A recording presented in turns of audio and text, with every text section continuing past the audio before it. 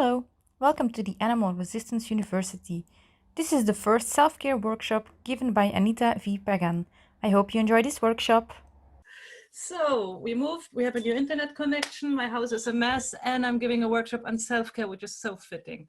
And I want to thank everybody for being here, joining me. I've been doing this workshop for some 2-3 years now. A lot of experience in self-care, having run self-care groups of the different kinds. And yeah, I come also from a background which put me through a lot in life. So which brought me in my old age now to maybe take care of these things, having learned so much and sharing what I've learned.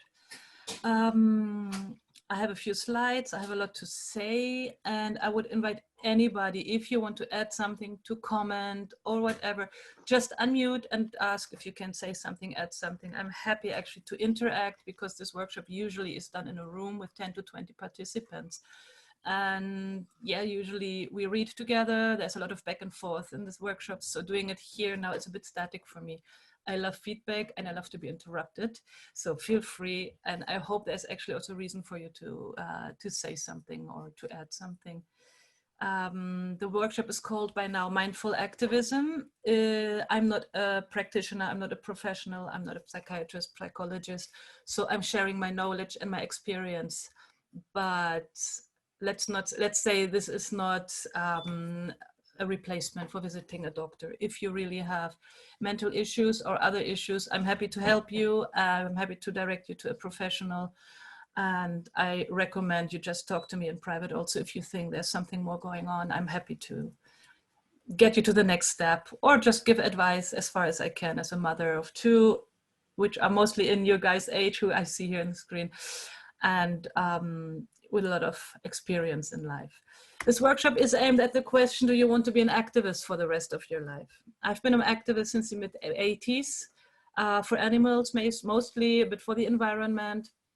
And I've had my fair share of stuff and experiences and actions.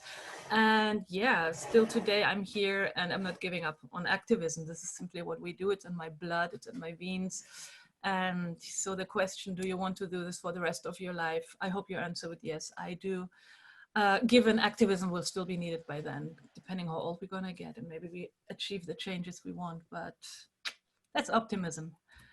In my workshop, I will walk you through how to find your middle way as an activist. So a balanced way to balance your lifestyle as an activist, which we will come to in the next hours we're going to work on in this workshop, and 2 more, which we'll have on the 22nd and 29th. The events are already up. How to take care of yourself, how to take care of your fellow activists, and make your activism more sustainable, not in an energy way, but in a way to invest energy in yourself, but also in your activism, and find a way to balance life and activism and work and family and having a cat or whatever we all have in our lives, and make it all work. In my experience working with activists, we are all from a background of, I don't know, some shit that happened to us, some traumas in childhood, dysfunctional family, drugs, addiction, not ourselves, maybe somebody else we grew up with, violence, domestic violence, other trauma, which somehow push us in a direction to understand, to be more empathetic, and the desire to help others.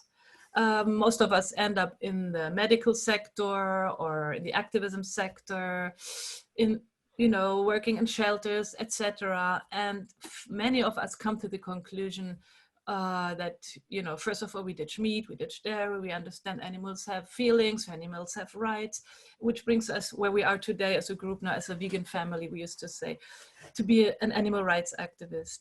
And the atrocities we see there, with the things we experience, the things we learn, what is happening to animals in the real world, actually traumatize us, all of us. And I've spoken to enough activists to know this is true. And I don't think it's necessary to say, nah, I'm cool, I'm fine. Nobody is fine. Being fine, you see the small letters here on the screen, is what it means. When you say I'm fine, to me, I know I have to be worried about you and we can talk, so to say.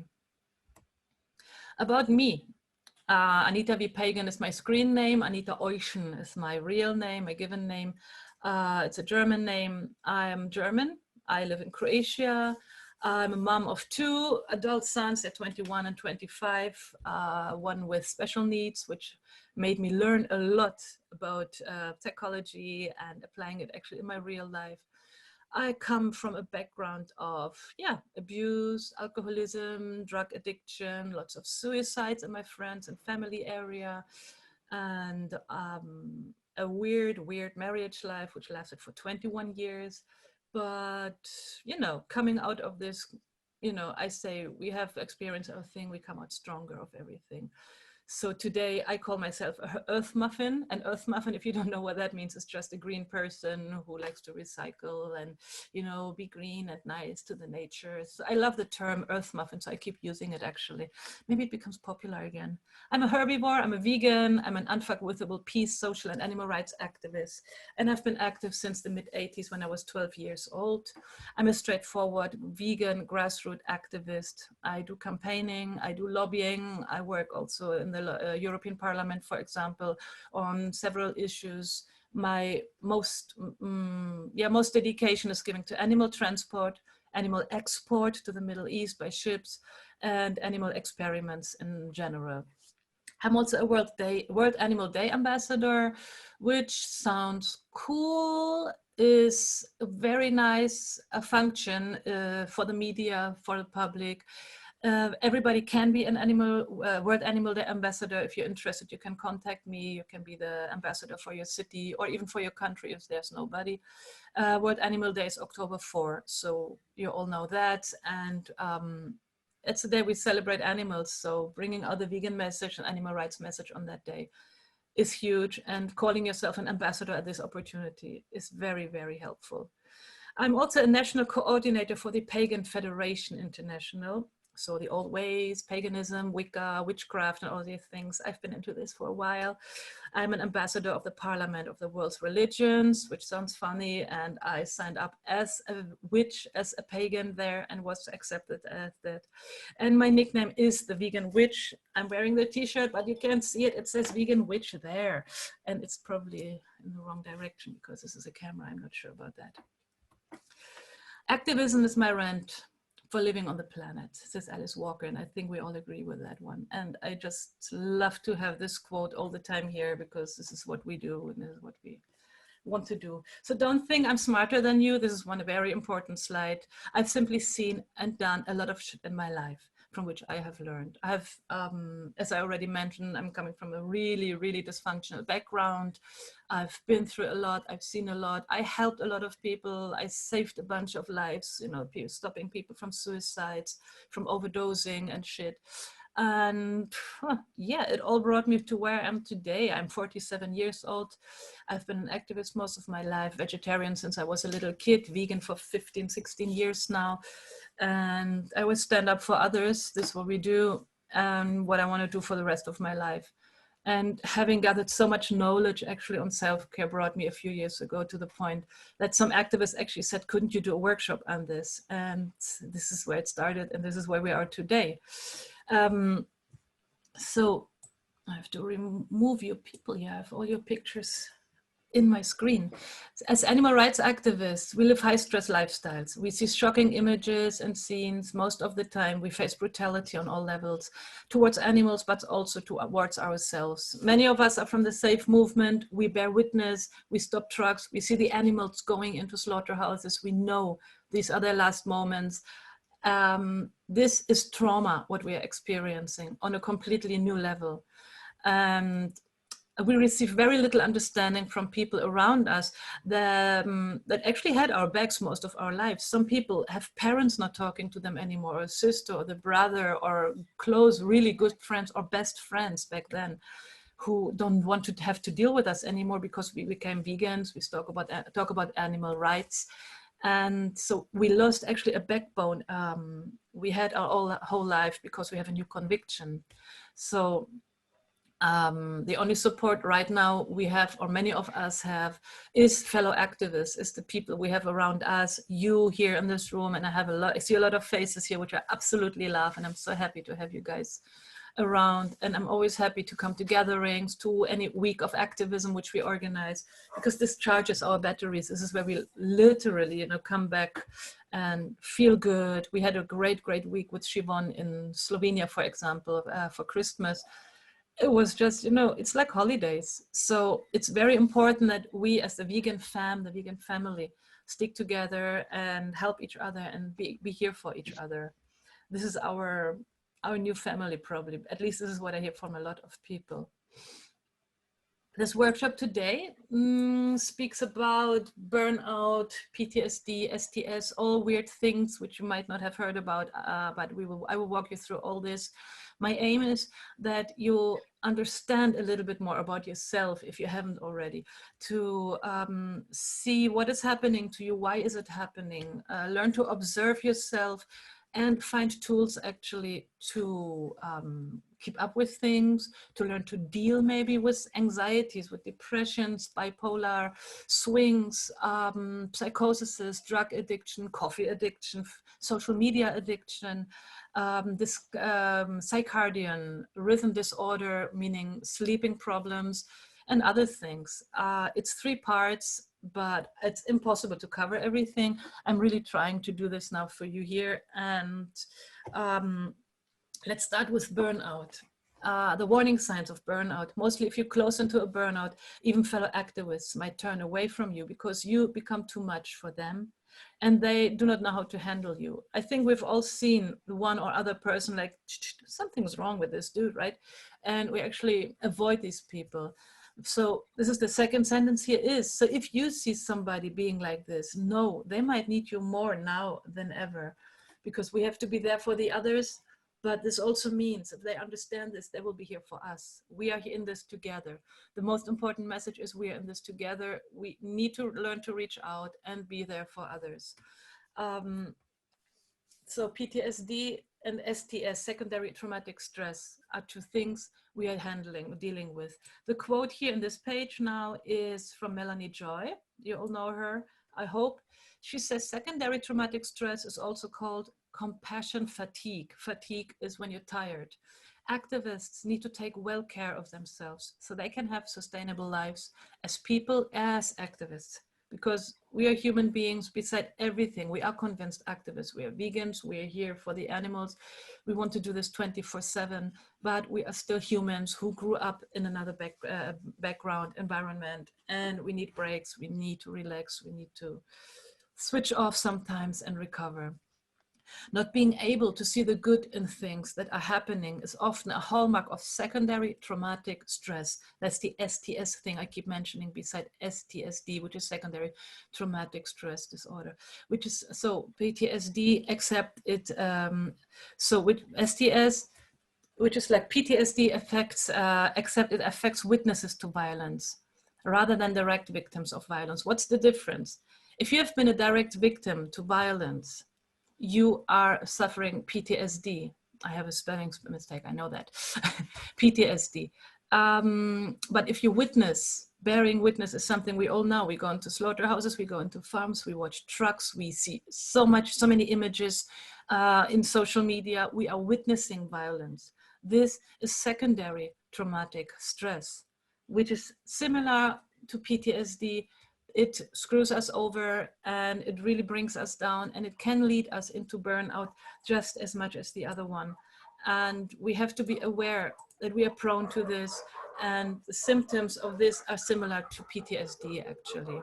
So prevent burnout by knowing it is caused by, and here comes a long list. I will read it out loud for you. Usually when we have a group, we read it together and I make everybody read one line, but I think that will be a little bit too much for this room here.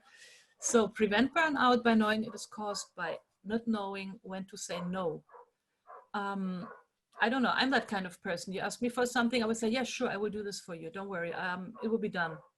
And I will make everything possible or everything I can to help you with this. Or if you see something happening somewhere out there, we will jump and help. That's me too.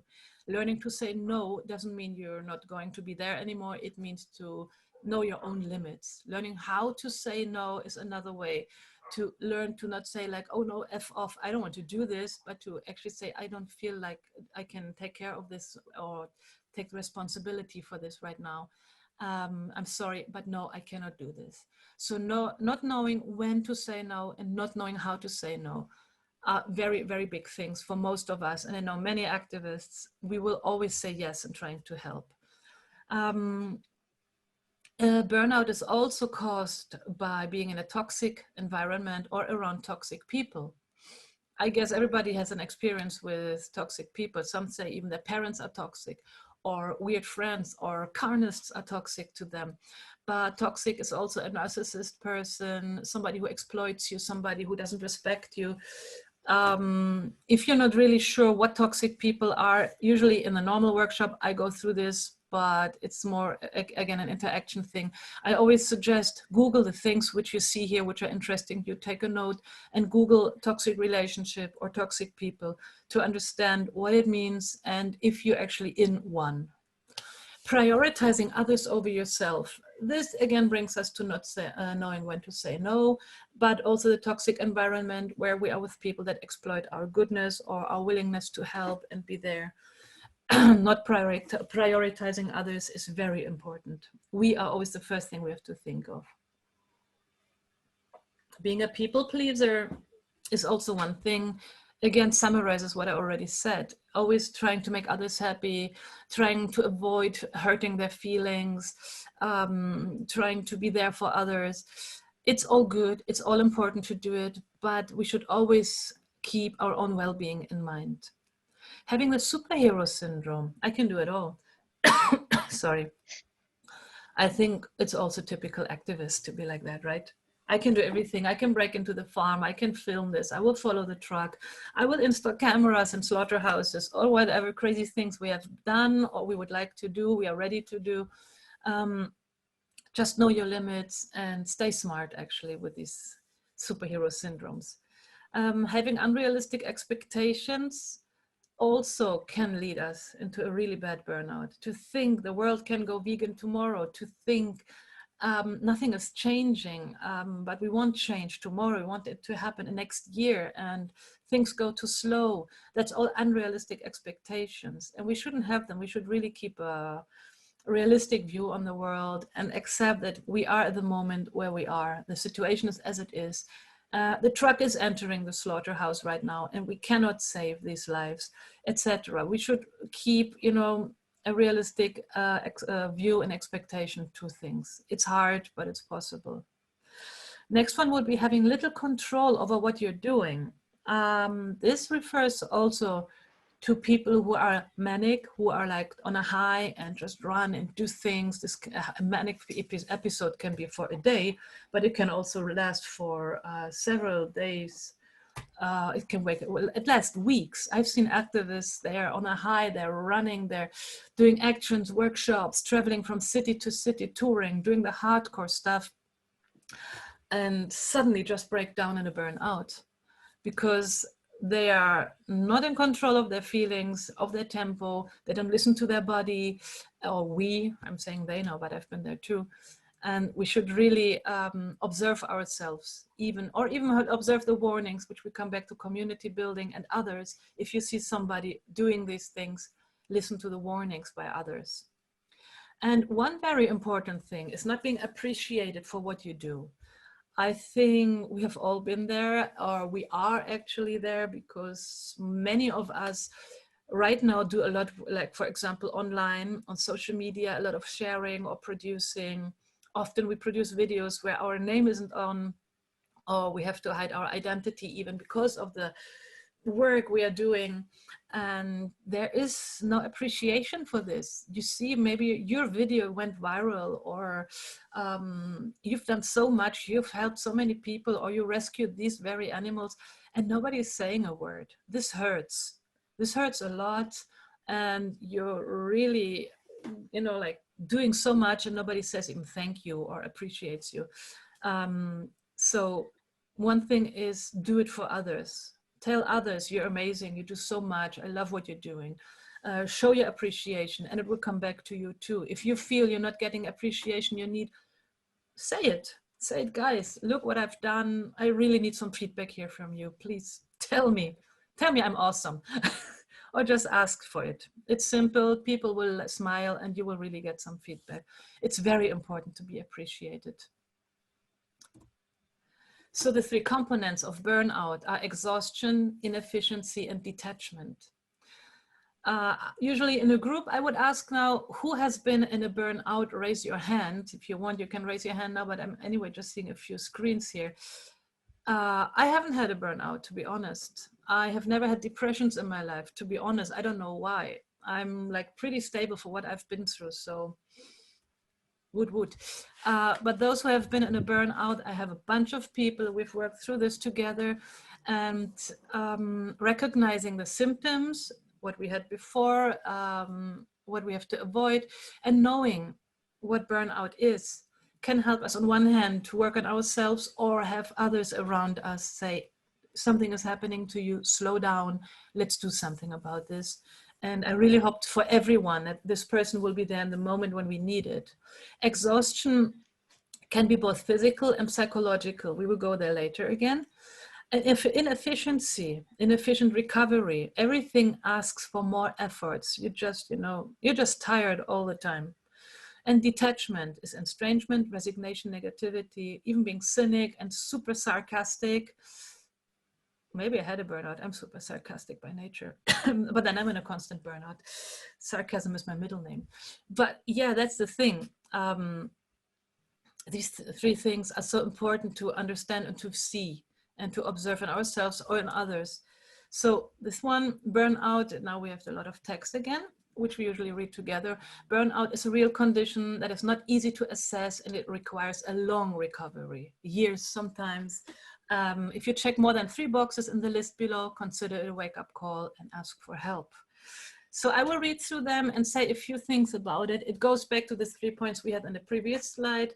And if somebody feels like sharing something they have experienced, please feel free to unmute and just say hello and add something, because I think experience from others is very important at this point also to share. So low productivity, asking for a lot more effort. You're doing and working and it's not going forward, and it's like writing this article or the blog post or trying to produce this podcast or video for this week, and it's not getting anywhere. It's like a writer's block for authors. It's like nothing is happening. This is one of the signs of burnout. The second is lack of focus, weaker memory, and a shorter attention span. I guess that's pretty much self-explanatory. Lack of focus is like literally you stare at your screen, you're trying to do it, and you just suddenly, it's blank. The weaker memory comes to the same thing, and a shorter attention span is literally, you used to write for to this thing for 2-3 hours, and suddenly after half an hour, you just need to go cooking, or let's do the laundry now, or walk the dog, or I don't know what. 3 is the extra hours needed to compensate. This is about sleep and resting and chilling. So it's like this constantly being tired and exhausted, and you can't sleep enough. You sleep until noon and you're still tired.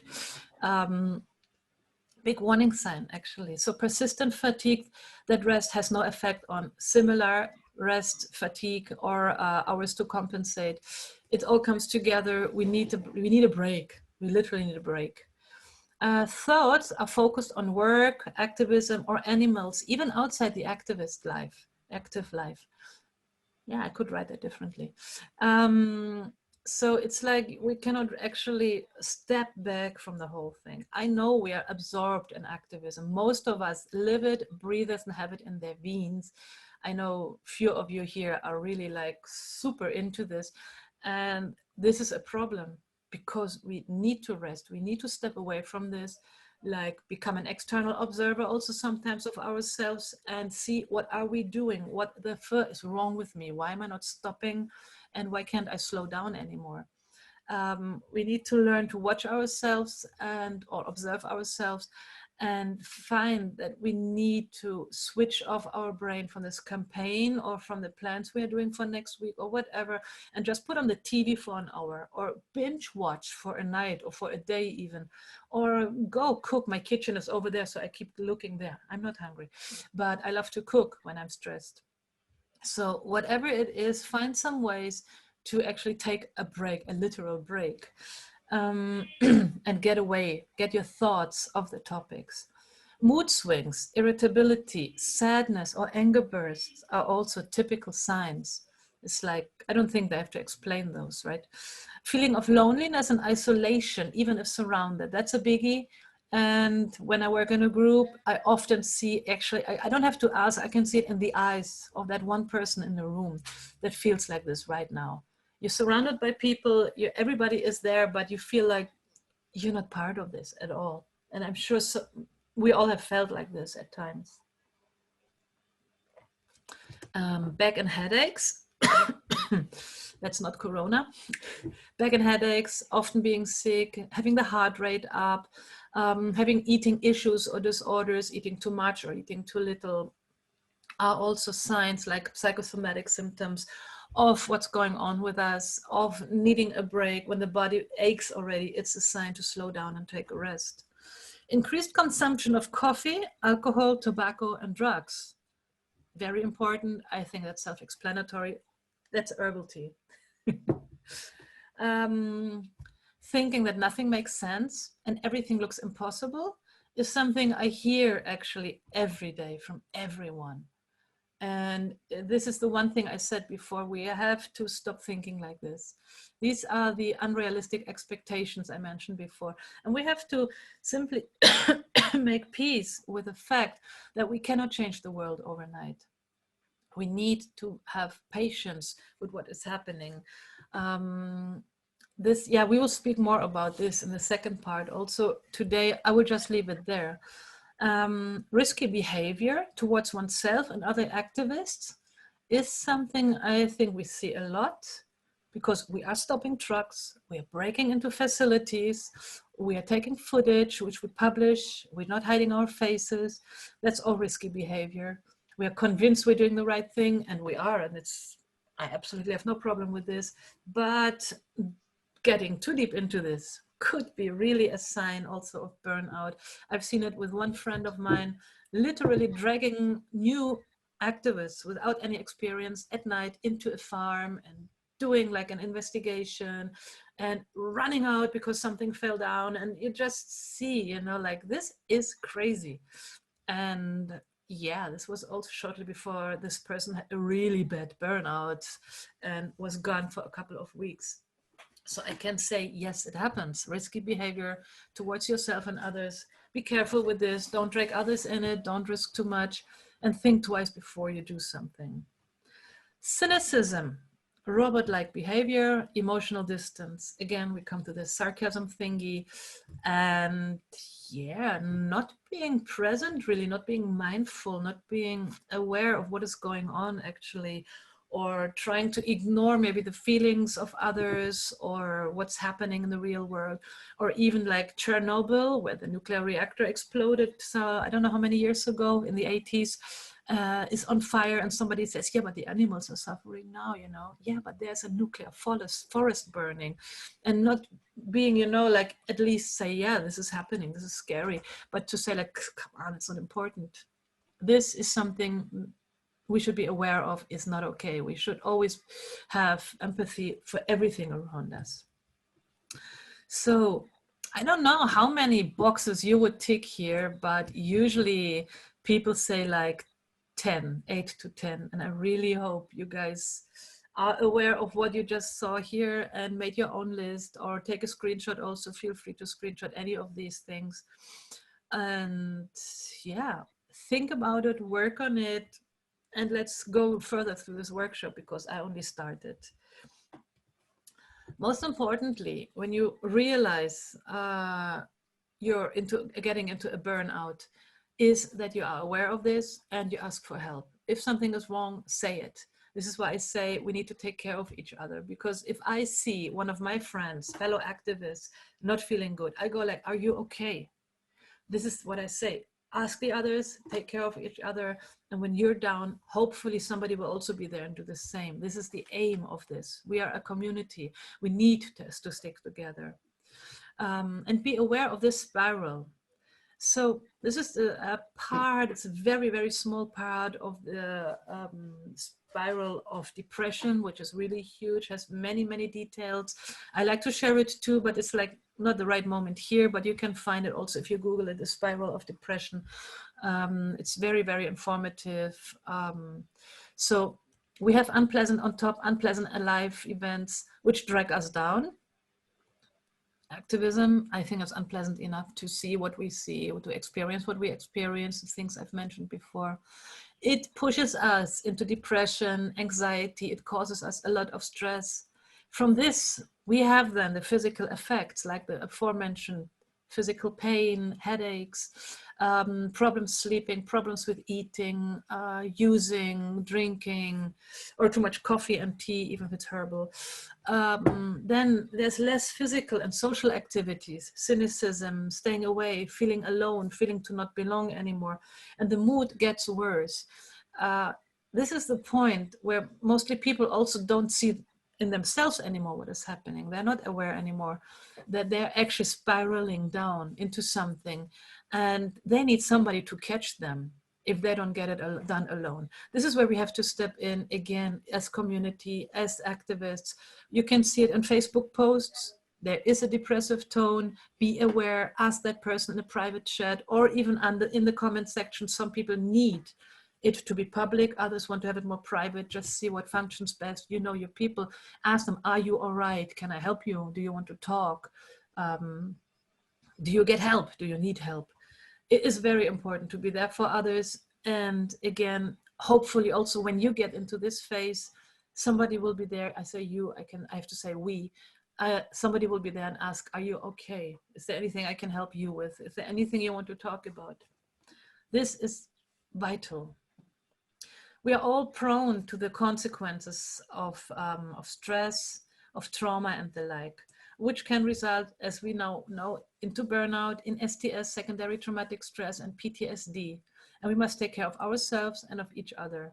I like this picture here on this side. I always love to share it. It's very important to be there for others.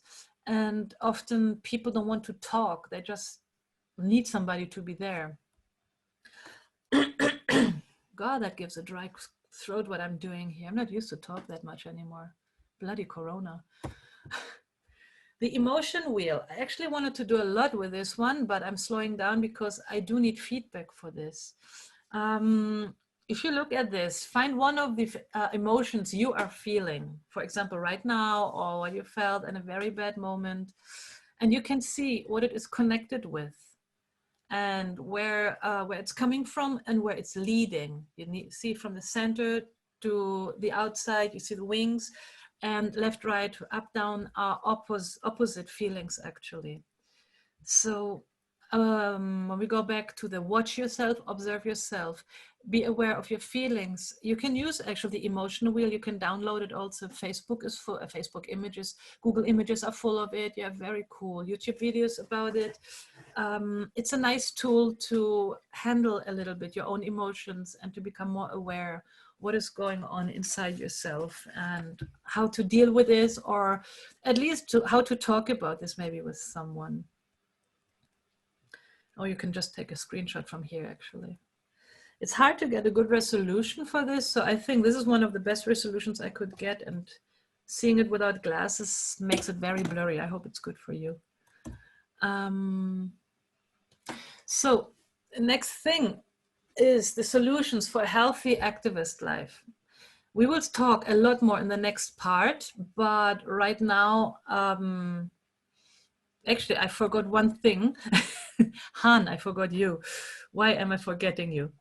Han wanted to say a bit. I asked him to speak a bit because he's experienced in life and he has a background which surpasses mine. And yeah, Han, about depressions, I'll go back to this one. Han, your video is off now. Han is from the Netherlands, and I would give the floor to you for a couple of minutes, please. Can you hear me now, Anita? Yes, but we can't see you anymore, but that doesn't matter. Okay.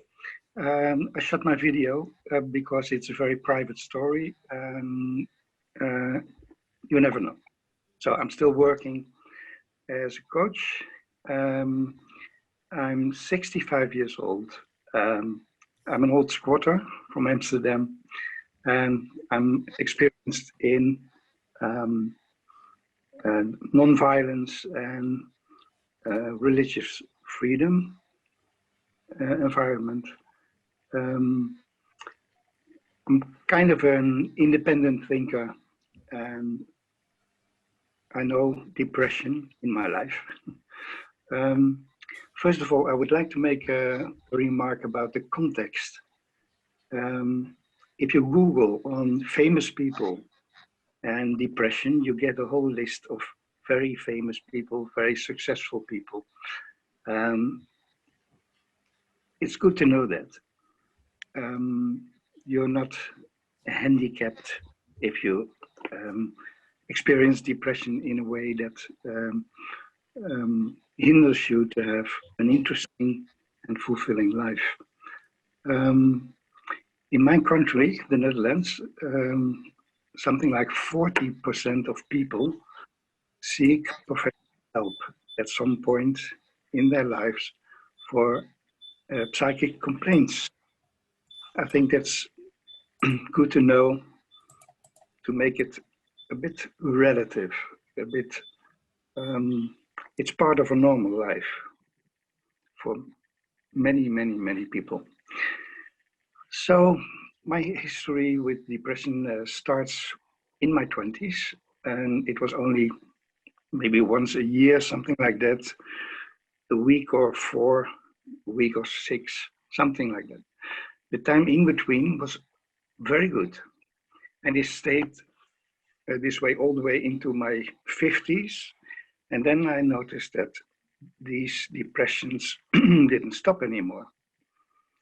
So I found help, and off and on, I used medication, antidepressants, and I'm now at a point of my life, 65, that I realized probably I will never be without medication anymore. I've been seeking a lot of things and finding a lot of things that help me to get more grip on the situation. Meditating on a daily basis. I go outside. I exercise something like 1 hour a day, walking or bicycling or sometimes swimming. I've got a more regular life. So to bed at 11, no more blue screens, reading. I've got a ritual of unwinding. Sometimes I shower in the evening. And important, I get out of bed in the morning. And then I plan the day. I get out of bed on a more or less normal time. I plan the day. And I have to meditate first, go outside. I have one task for the day planned. One nice thing, something I like, and also one thing I do not like, I do not feel like. I plan that. And this is my program for every day. And of course, I've got a psychologist who helps me see my own schemes and helps me to act differently.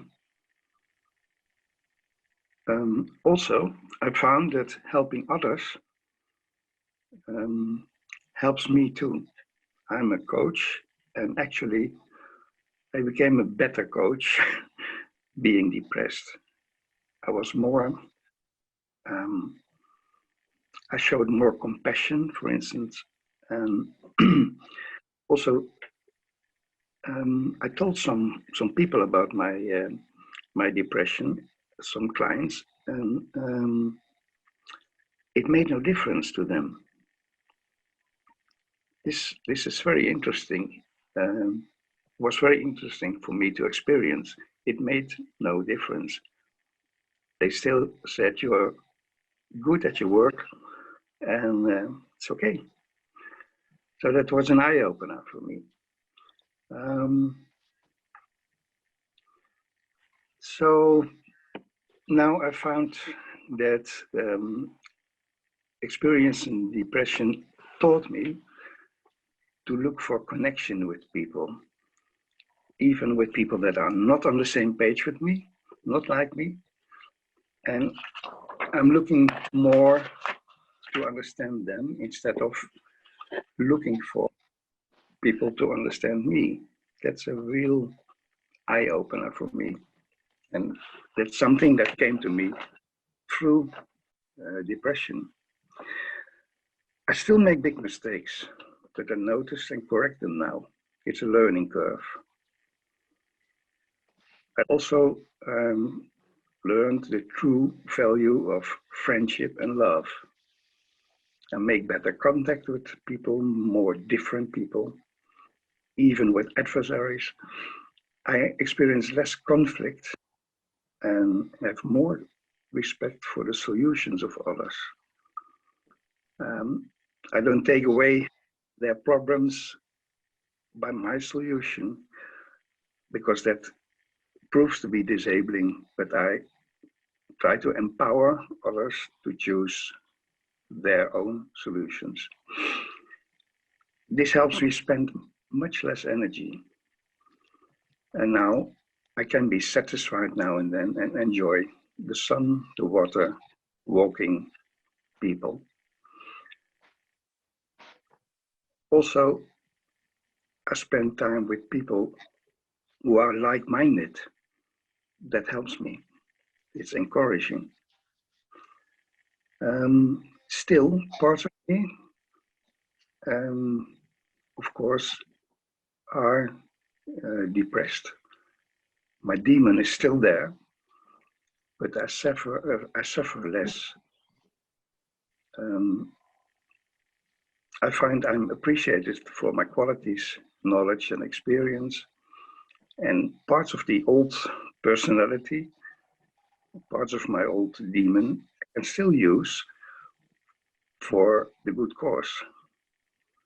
So I'm on my way to an interesting and full life again. Thank you.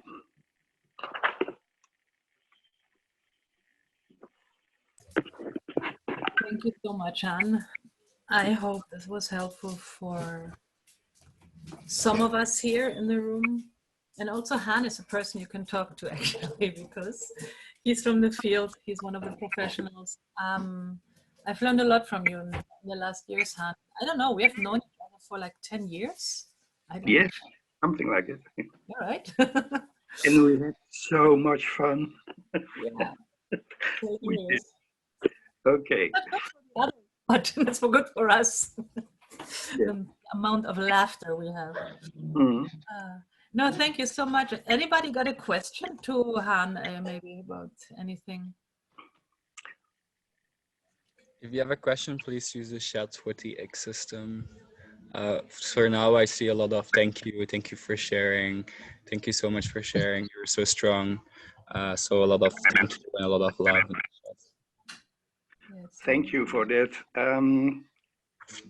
If people would like to get in touch with me for talking personal stuff, they can do so via Anita. Okay? Okay. I will So I think somebody has a question. Pete? Go ahead, yes. Pete.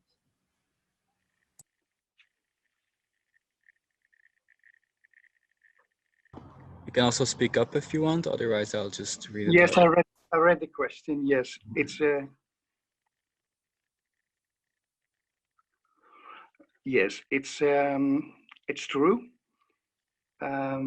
That's one of the points of a burnout or a depression, that when you are getting into it, you kind of retract from the things that can help you. This is something, if you experienced more than one depression or burnout, that should be a warning sign for yourself.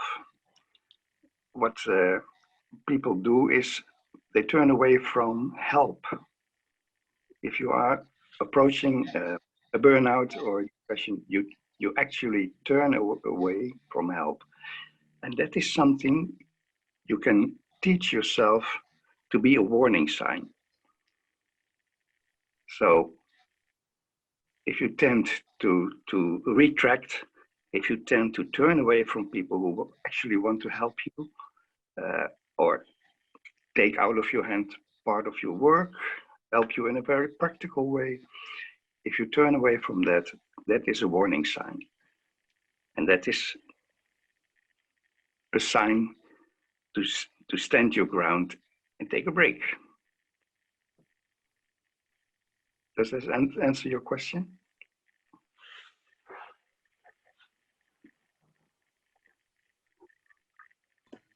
Yes, thank you. Okay, thank you for the question. Anyone else with a question? If you have a question, you can put an X in the chat if you want to speak up. Don't see another question coming up. Okay. So Go on. Go ahead.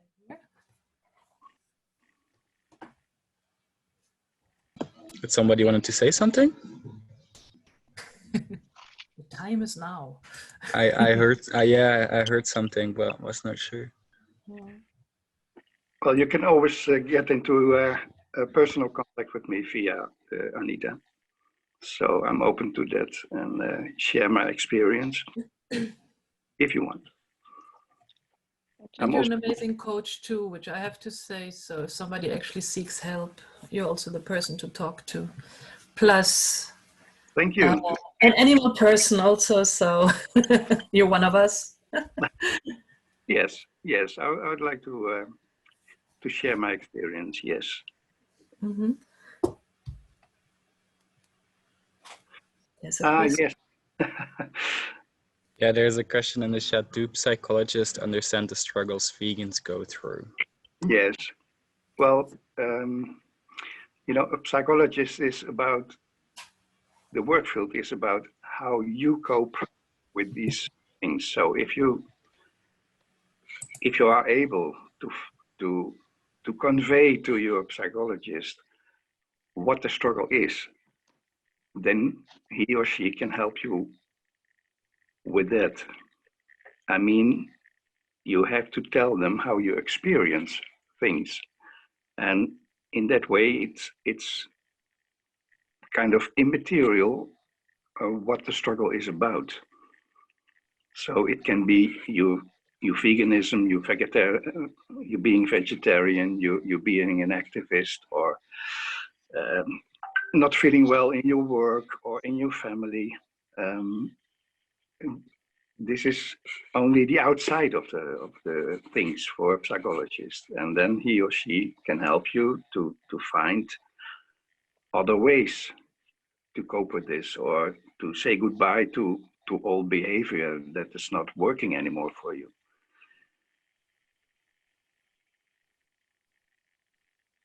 Okay.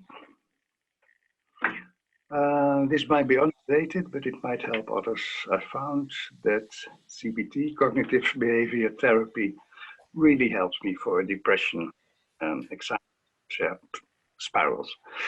Yes. It can be some thing of a challenge to find the right tools for you. There's something like scheme therapy at this moment. All these tools come and go, and there are always new ones, and it's good to try them out, you know, something that is really for you. And then try and find if they work. If they don't, just find something else. Having said that, it is not always the friendly psychologist that is the best for you. Sometimes you need somebody who tells you right from wrong, or tells you right in your face what is happening and what he or she sees. So it's not always about sympathy that is good for you. Don't be too soft for yourself also. But you can play with this. I see a lot of questions coming up. I feel a bit shy about taking over your workshop, Anita. Yeah, I think it's good. And we have more to go, so we can switch. I don't know the answer, but right now, yeah, Daniel says he's looking for a vegan psychologist. Actually, there is a website with psychological support by professionals for vegans. I don't have the link here right now, but I will post it in the event later when I dig it up. Okay, so I leave my microphone. I will shut my microphone now. Yeah. Okay. And if there are more questions of a personal level, you can reach me via Anita. Okay. Thank you all. Thank you, Han. This was so valuable. Thank you so much. Thank you. Okay, questions? No more. All right. Could you link the website here, please? Patricia, if I find it, I can't look it up now. But we will somehow manage it. If I start looking now, it will be difficult to continue with the presentation. I will try later. Okay, so far about the depressions, I think it's one of the most important things for everyone. This one is more focused on burnout for now. And the next thing I want to do is actually give solutions on a healthy lifestyle, while the next workshop, which is run by the question, it's part 2, are you sane? I like a little sarcasm all the time. This is where we will enter more these subjects also. So we had this slide, we had this one. This also, the wheel, emotion wheel also helps you actually, like Hans said, identifying a little bit. So feel free to find it. Solutions for a healthy activist life. I love your faces here, but they're in the way. I will read through them, and after each point, I would actually love to hear also from one of you, maybe just make an X in the chat and speak up what you think about this, if you have experience with one of these things, or if you would like to add something, or spelling mistakes are usually also a big thing in my presentations. I will read one point after the other, and maybe somebody would like to add something here. This is usually the interactive part, which on this cyber level is a bit more difficult, but I would love your feedback here. First one is stick to your community. I think I've said that more than enough today. This is your tribe, your family, your team, whatever we call it, your roommates, whoever is closest to you. Stick to them. These are the people you can open up to if something is wrong, or take their words when they say something to you, when they're critical, when they say, dude, girl, something is wrong with you, are you okay? Spend time with your community, socialize, hang out, make sharing circles. I hope we all have experience with that one.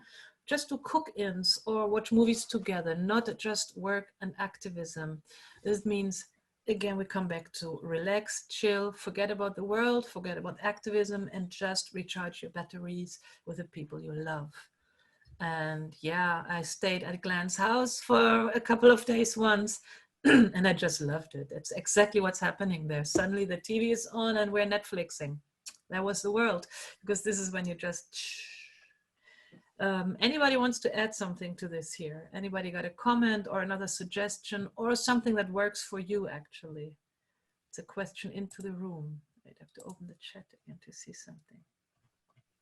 Jesus Christ. Yeah, I think I also maybe want to share with the university. We're also working on this series of doing fun things. So we'll like come together online, and then everybody, the animal rights community, can join. And we're still working on it. Can be like a game like Pictionary, for example, and just do like fun things together and create that self-care community building things as well on this platform. But we're still working on it, but that's a future idea.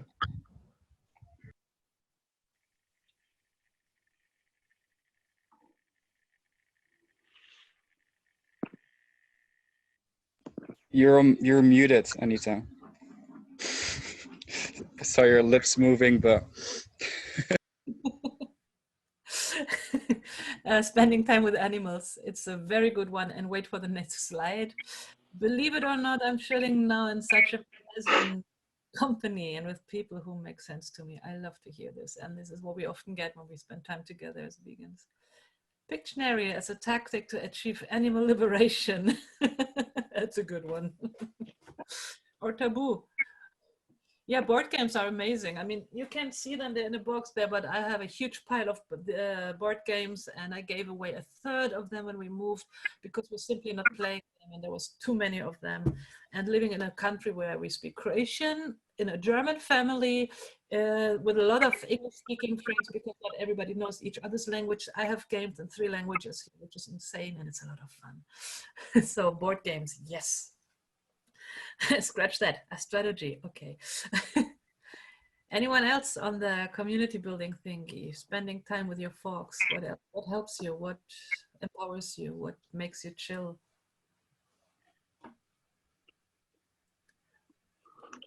Art journaling, that's beautiful, Patricia, and that's a really good one.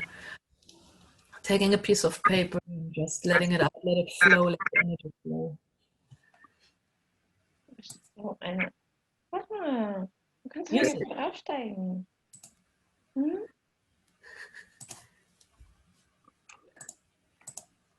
Can I make a general remark about this? Mm-hmm. Yes, go. Yeah, Anita? Yeah, go. It's well, it's some scientific remark maybe. It is well established that a warning sign of things going wrong into depression or even burnout is that people tend to not stop anymore. They don't take breaks. The limit is something like 1 out of every 8 working hours. So you work 7 hours, the 8th one should be break time. Many people do not do that. You can observe if you break it up in, let's say, 3 breaks of 20 minutes over a normal working day, it will make you feel much better, and you will be much more productive than when you work 9 hours at a stretch or 10 hours without a break. Your production will be higher when you take your break time. Thank you. Thank you. Yeah, this is now I scrolled back here in the presentation. There was somewhere like a point like this. Take, you know. maybe a quick technical thing. Your chat is over the presentation on our screen as Yeah, well. I know. Okay. On purpose, we all can see it. And I'm technically unable to do it in any other way anyway. So yeah, it was a good one, Han. Thank you so much. What else? We have music, we have doing art and journaling. Many people don't do that. I must just be really lazy then. Peter, you're not lazy. You're never lazy. You talk more than I do. A Buddhist teacher once told me that being busy all the time was a sign of laziness. It's not so bad, that one. It's, I don't know where in my presentation there's a very similar point that we tend to be busy, stay busy, which is a part of escapism or avoidance. That actually we don't want to be busy with ourselves, with our world, with the reality. So we are occupying ourselves with other stuff that's like activism, for example, or just scrolling endlessly on Facebook, Instagram, or whatever. So maybe that is the kind of laziness he meant. What I also notice is that I tend to write a lot to express my feelings, poems in general. Pete, that's amazing. Please publish them also, because this is worth it. Anything else?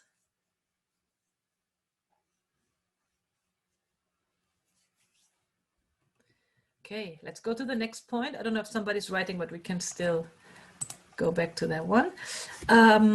Whoop. Yeah, technology. This is really something. Good. Meditate. Meditation, Han mentioned it before, and I think many of you have experience with meditation of any kind. There are apps like Headspace. I think everybody knows Headspace by now. And I'm not saying this out loud, but I downloaded the whole app on a torrent file at 16 gigabytes. And I'm not suggesting you to do piracy, but you can find it there. Calm is another very, very nice app, which is a really nice voice reading you a story. You can relax, nature sounds, etc., to relax, white noise. So these are apps which can help us. And as we just had also in the chat, there's dance, workout, doodling, journaling, listening to music, creating music. And also extreme sports is something I've seen very, very often in the activist community, like bouldering, long, heavy hiking walks, marathons, Ironman, and other things, where you simply have to put all your focus on what you're doing. Yeah, like bouldering, for example, in the mountains, or you're gonna kill yourself, literally. So full focus, or really driving, precision driving, like car racing, rally drivers, etc. This is all a kind of meditation, because the thing you're doing is focusing on one thing and only one thing, and get your mind off the whole crazy world in your head and stay away from it. Meditation, like switching off and going like this, is one way, but for a hyperactive mind like mine, sports help more, or singing or creating something to get my mind off, because I don't know, if I listen to Headspace, my headspace becomes bigger and I see all kinds of things, and suddenly I'm somewhere on Mars while the voice on Headspace keeps talking and I have no idea what he just told me. This is how my super hyperactive mind functions. Useless. So, any suggestions? Wait, where did the chat go? Oh my God, technology, help me. There. Any other suggestions to the meditation part or experiences you have? I'm wearing my glasses, I'm a bit blind here. Insight Timer is a nice app. Powerlifting, yep, heard about that, girl. Meditating can be the bridge too far when you are too stressed. Okay. Yoga, of course, yoga.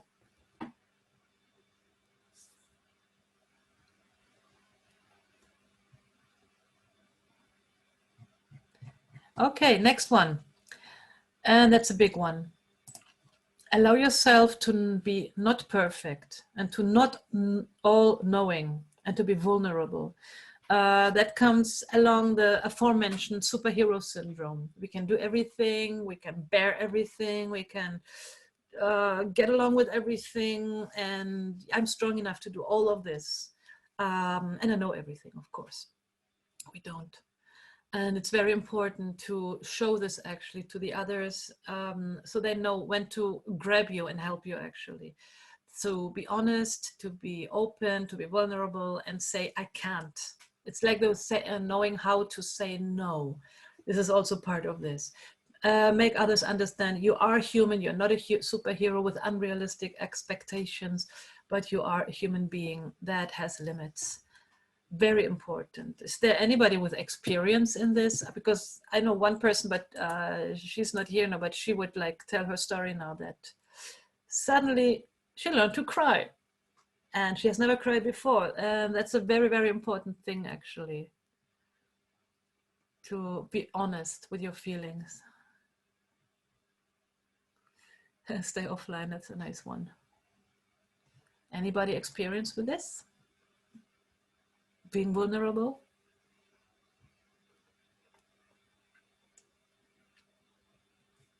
Okay, silence in the room. I go ahead. Next point is don't talk behind somebody's, no, I do. Don't talk behind somebody's back. Don't engage in gossip and talking. It's a really, really important point.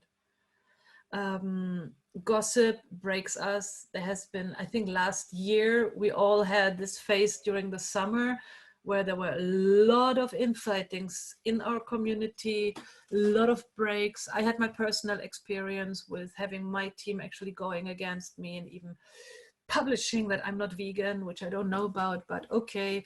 And I'm doing activism for money and for personal profit, etc. And I had to fight a lot to, I don't know, I didn't defend myself. I just was like, off, like, people, this is not normal what you're doing. But many, many people have been, or activists have been through this last year. And engaging in these kind of things, like somebody comes, have you heard that this person is doing this and this and this? Did you know? Engaging with such people is wrong. It is better to stay away, not empower them, and actually try to solve the problem. If you can tell that person, like, excuse me, but I don't think it's your position to tell me about that person. You should approach the person you're talking about and solve this. Or go to the person this person is talking about and clarify something is happening over there. Find a way to solve it, or find someone who can solve this, but don't engage in gossip and shit talking, because this ends in our community falling apart, which happened a lot in the past, and it will happen again if we are not strong enough. We are one community with one goal, which is animal rights, which is animal liberation, and we cannot afford to infight and to go one against the other and have, you know, this group is being better than that group and our activism is better than your activism, or whatever it is, or you're not vegan enough, or there's so many stupid things going on. We are one thing, we are one movement, and we just have to learn to tolerate the others which we don't agree with. And if we can, you know, tolerate them, I mean, respect them in any case, but tolerate them if there's nothing else possible. Stay away from gossip and shit talking. Is there anything here in the chat? Tai Chi, meditation with movement. Okay, chat is good. Anybody wants to comment on the gossip thingy? An experience or something? Gossip is harmful speech, but so can staying quiet sometimes. Exactly. This is why we have to either approach the gossiper or put them together with the person he or she is trying to shit talk or try to divide the parties, or find a person that can mediate in such a situation. No, but never stay quiet. That's right. Any comments on that?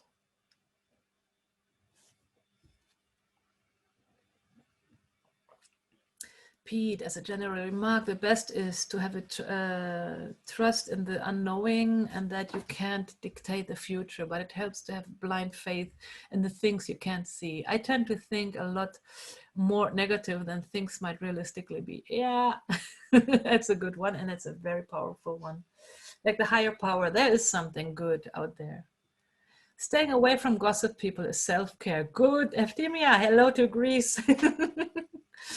When I have time and energy, says Peter, I go to a tree or a bush or something, sit down on the grass and rip off the parts of my leafy greens and have, wait, I need my glasses to read everything. And why am I reading this? Peter, why don't you read your own comment loud? Unmute. Come on, look at me now, I'm wearing my glasses. Aphids in them and leave them there and return home with my aphid-free leafy green vegetables. I love that. I love that ritual. Yeah, Han, that's a good one. Say about others only what you would or did tell the absent person yourself. That's the thing. If you can tell it to others, why can't you tell it to my face, right? Very important. And also, if somebody starts like, did you know? You can tell them yourself. Good. Next one. Big one. I am the only problem I will ever have, and I am the solution. This is somehow, I think, also summarizing what we just went through in the last hour, and it will always come back to this. We are the cause of our problems, and we are the only ones that can solve it. We have to acknowledge that something is wrong with us, or that we need help, or that we are doing things wrong, and we are the only ones that can reach out for help with a friend, with a professional, whatever, to get help and to get better, actually. So yes, we are the only problem we will ever have, and we are the solution. Peter. That's page 1. Any comment on the last one? Pete, go. You can also unmute. I think it's more funny. It's so silent here. I don't hear you guys. I'm the only one talking all the time. Ah, solution. That's a nice one. Okay, maybe next time. Nobody wants to unmute? Why are you all so shy? Oh, I do. Sometimes it's just better to express by typing. I. Oh, the enthusiasm. Finally, a voice. My God, I'm hearing voices. That's a healthy sign. Wait, I have to tell that someone over there. Oh my God. Come on, say something else. Nope. I'm alone again. No, no more voices in my head. Did you hear that? I'm embarrassed to talk because I'm not fluent in English. Susanna, same here. I'm German and listen to my English. So come on. No need to be embarrassed. Exactly. Just speak up. It's also if you're putting yourself more to the test, then you will develop your English better.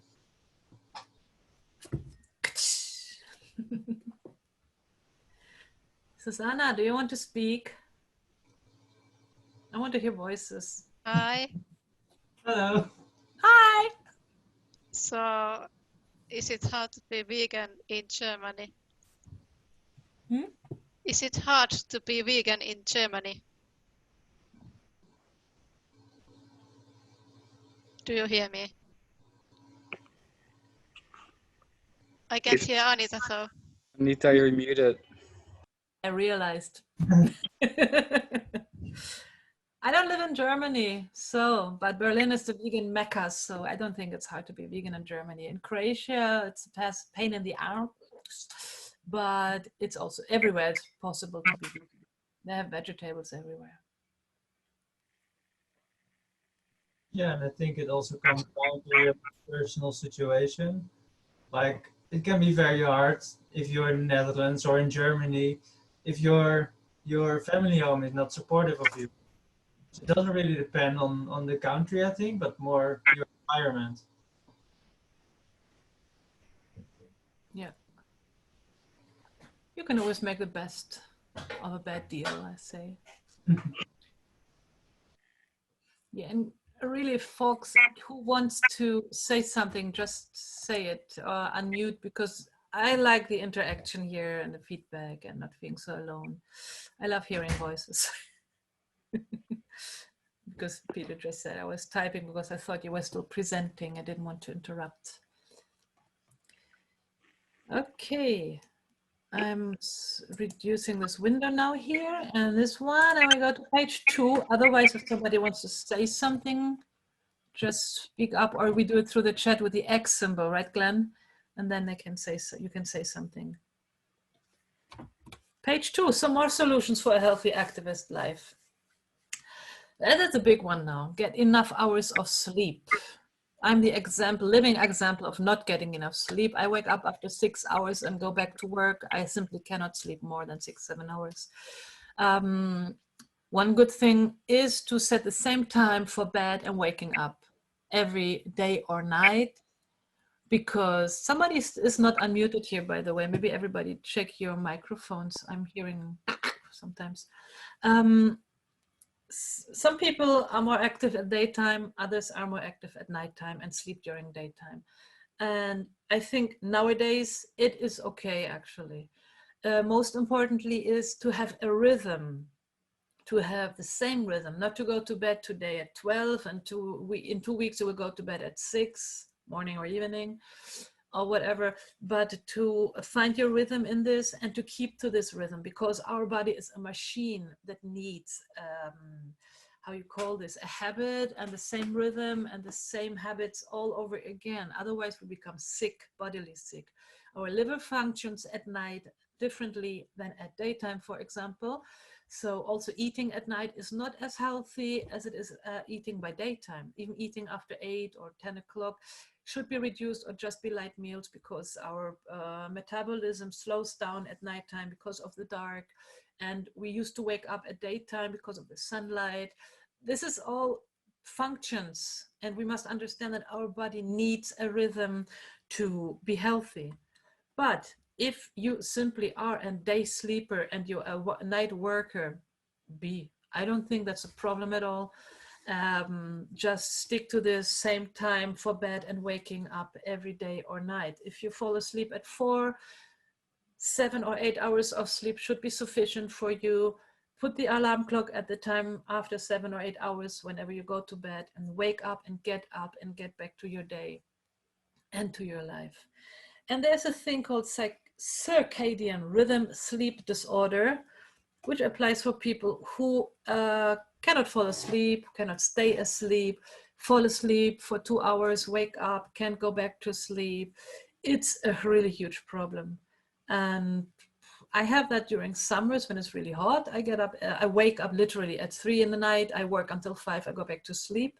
But I know of many, many good friends also who really wake up after 2 hours and they want to sleep, they can't. And for this, there's like looking up circadian rhythm sleep disorder, I think is very important. There are solutions, there are ways to deal with it and to learn to treat it maybe. And wait, I'm looking at the chat now. If somebody is commenting here, nothing, okay. What I would like to hear from you guys actually, does anybody of you has these problems with sleeping? Can you sleep at night, or do you sleep at daytime, and why, and how do you feel more comfortable in your lives with that? And please use your microphone.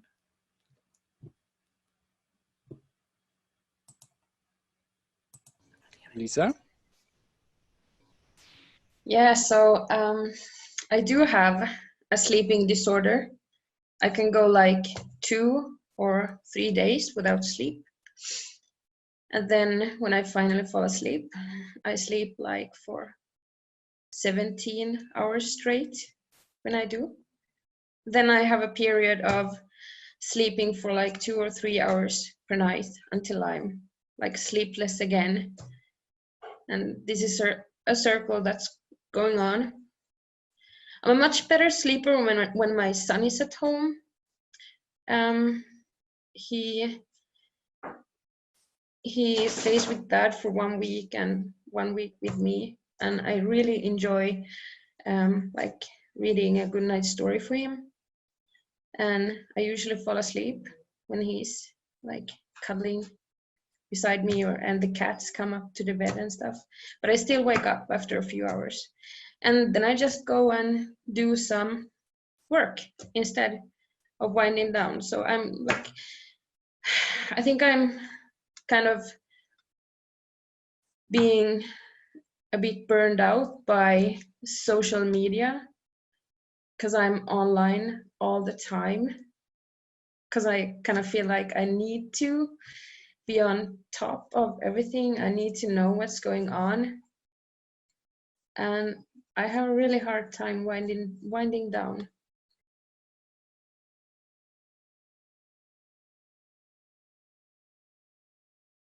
Well, unmute.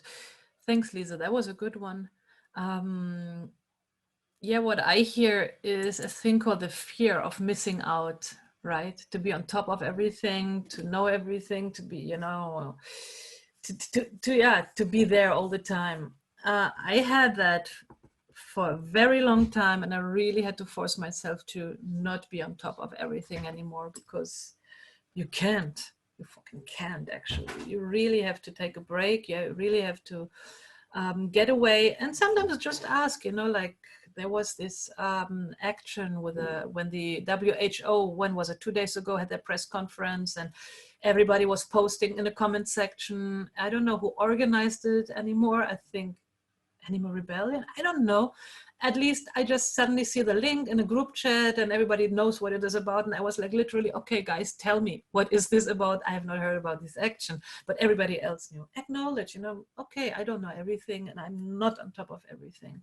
We have to step back from these things because this is like, it's a bullet in the brain, really, to try to be in charge of everything and to know everything. The fear of missing out is, it's a hashtag thingy.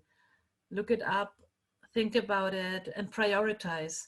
Very important is to prioritize what we do, what we want to do, what we want to know, where we want to be in charge, where we want to be in the loop, etc. Once we are able to prioritize, then we can step back from a few things or just find a summary of things also. I know, like for me, social media, I really suck at social media in the last year because this is how much I step back from it. Maybe too much. Let's see, is there something else on comments? I have to open the chat, but my computer isn't reacting.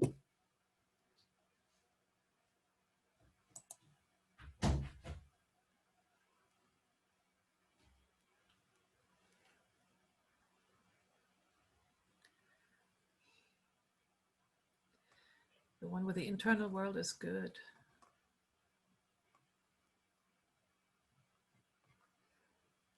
Anybody else wants to say something?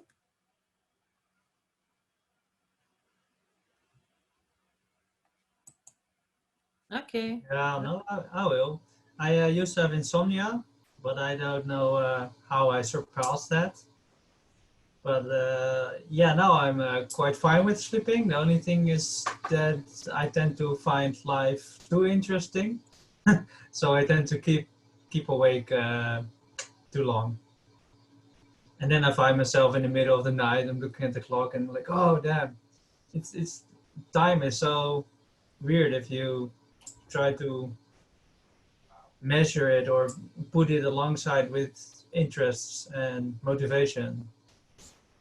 So yeah. And I think it's also part of our society is very time based or very time driven. So at this point you have to be there and there. So in order to arrive at this point, you have to be at this point at this time. And yeah, it's quite a lot of hassle and demanding what is being done unsubconsciously. Yeah, thanks, Pete. Yeah, that's well said. I don't think I have to add anything to this. And again, coming to insomnia, look up circadian rhythm sleep disorder, find stuff that helps you personally. I'm now looking at Han there on my little screen. Do you have anything, Han? Can you suggest anything for insomnia, for sleeplessness?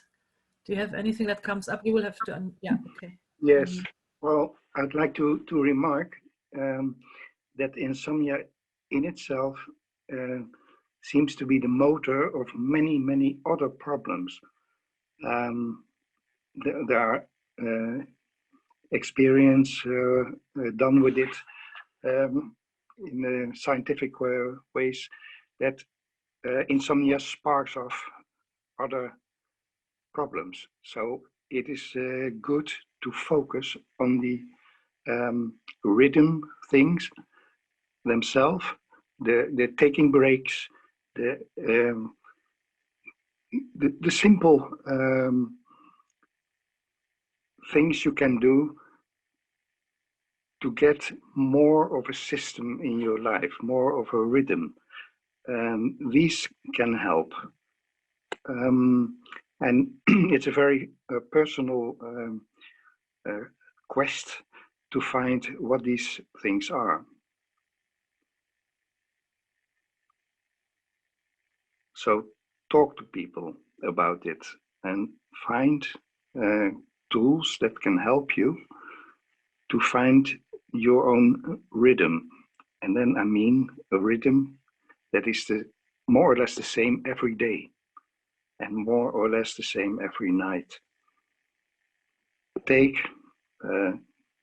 many little breaks and build up your going to bed with nice things like reading to your child, cuddling, reduce the light, take a bath in the evening, and so on.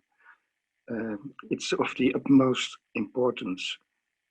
From there, the rest of any problem is lighter, I would say. Yeah, it's the mother, the mother of all problems. Thanks, Han. I hope that helped a little bit, Pete, you, or for you, Lisa. Also, what I know, what is used in therapy, literally is using the alarm on your phone for things, not only for medications. Go to bed, wake up, have you been to the toilet? Did you drink enough? Make lunch now, walk your dog now, or take a walk of yourself, do your workout, 2 o'clock this, 4 o'clock that, 18 o'clock that, to force yourself into an awareness that the day is actually going by and the hours are going by, because many of us look up and go like, what, it's 4? And you had no idea that time just flew by like this. So by the way, it's 4, almost. Yeah, this helps a lot because I know this from my brother. He was a heroin addict and a homeless for 22 years. And that was the first thing in therapy, was use his phone and set an alarm for all kinds of little things, which are actually normal for many people. But he had to learn to actually live, literally live again, and literally have this alarm telling him, take your meds now, it's lunchtime, it's dinner time, did you take a nap, go to sleep, wake up, etc., walk his dog. So maybe it's something we can also introduce in our lives if we are too all over the place. Is there anything in the chat which I have to see? I think Daniel wanted to say something. Okay. Daniel.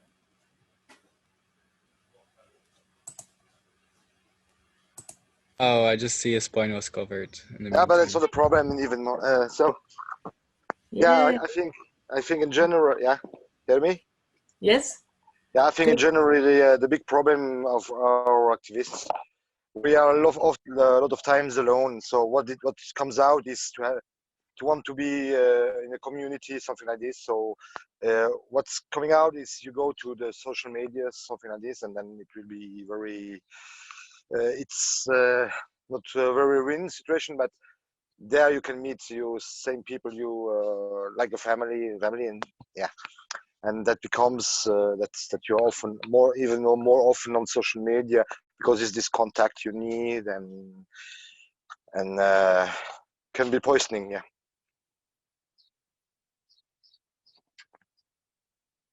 So all the time you need to be online and Yeah, social media addiction, huh? yeah, something like this. Yeah. It's a thing. It is a Yeah. thing. Yeah, we have to put an hour also to our social media presence, so to say. I have, like, when you saw the program, actually we have 3 parts of the self-care workshop, and the bonus is the time management workshop, which will be in May. And we will talk about these things a little bit more there, actually, because social media addiction is a serious thing. And if you know Simon Sinek, he speaks about this actually, how dopamine actually gives us a constant high when we check our profiles, when we see the likes, when we see the comments, when we see the gratification we get from virtual things happening around us instead of actually real life things happening to us. So the addiction to this little thing here or to the computer is a serious problem for many people. And I'm happy, Daniel, that you brought that actually up. It's a very, very good thing to talk about. Anything, anybody, any comment else?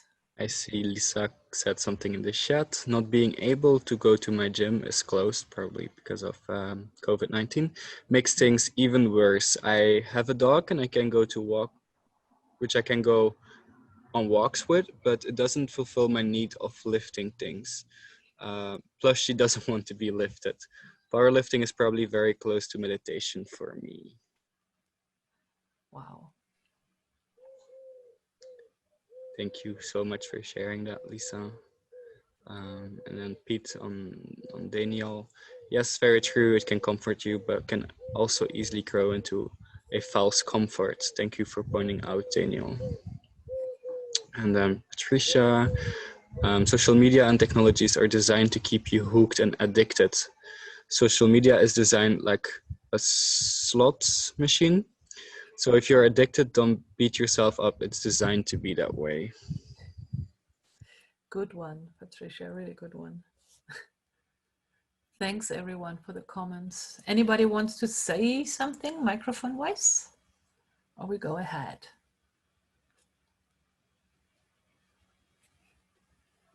Okay, so we go to the next point. Oh. Han. Yes, well, about powerlifting as a means of meditating, of course.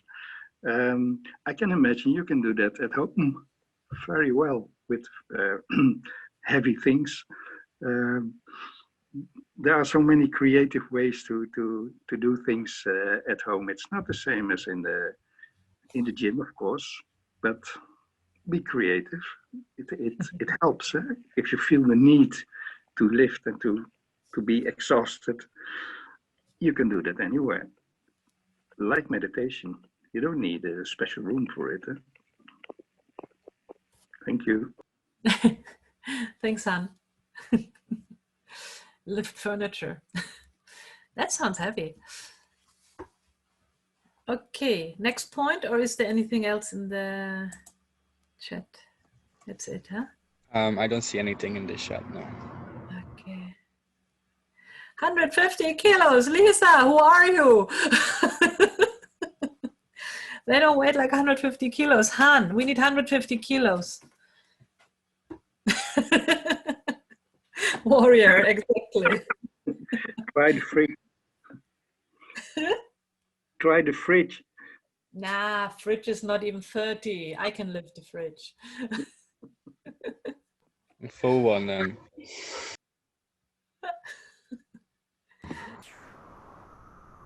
Maybe your whole kitchen together.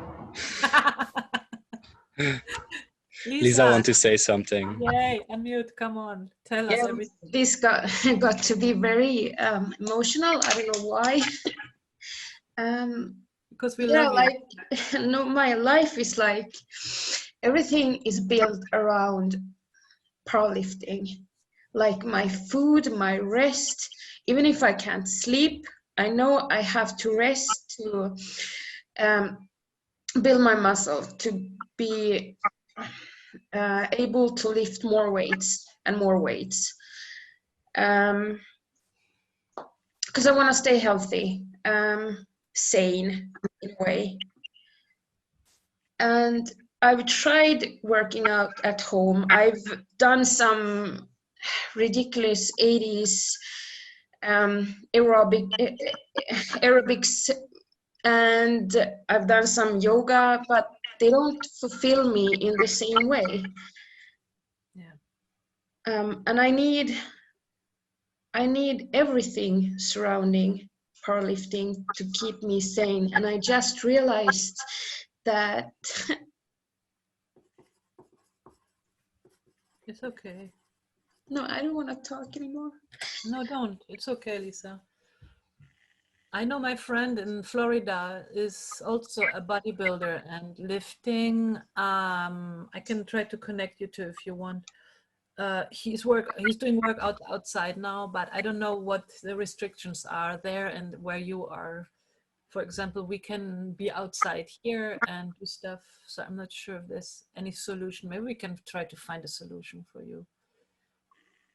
I really would like you to feel better and get your exercise because you need it. I know that my friend also, he speaks in the same way as you do. So I totally feel where you're coming from here right now. Han, you're still unmuted. Do you want to add something? Yes, it's important to take it serious.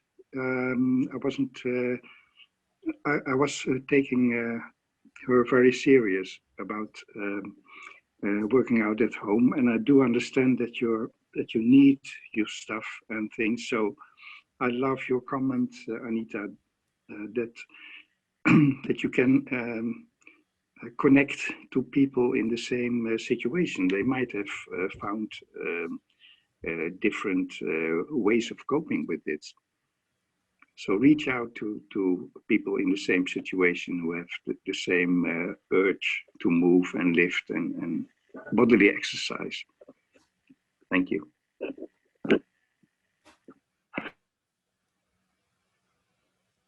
And I would like to add something, but I wonder if it's insulting or not. I hope not, because it's not meant this way. But by building your entire life around powerlifting, you can easily identify yourself with powerlifting. And I think it would be better if you acknowledge the fact that powerlifting means so much to you, for you in your life, but it isn't the same as your life. And it's because it's something you really love to do, but you shouldn't identify yourself with. And I'm not saying you're doing it, but I see this also with a lot of people that go to work and they're really just like work driven all of the time. And once there's no work, it seems like they're lost. And I think because of this powerlifting, it's so important to you, which I can semi understand because I like to go to the gym and do MMA and work out as well. But there also should be time for yourself next to the powerlifting, I have to say. And hopefully I didn't insult you by this, but I was, yeah, I tried to give it as a form of advice. Thanks so much, Pete. This was, I hope, not insulting for Lisa. I understand what you're saying. And oops, my sounds are on here. Sorry, guys. Yeah, what you added in the chat is, I'm hearing you, Lisa, and I'm really sorry how you feel. I think connecting with others is important because I don't think you're the only one with that very problem and with its, you know, feeling like this. And I have a note here, and I think we're connected somewhere in Facebook. I will ask Glenn to help me find you, and I will connect you with that one friend, and maybe there are ideas. We'll find something for you, girl. Don't worry. We will take care of you. This is what community is about. You open up and we try to find a solution together, right? Okay. I close the chat. Yes.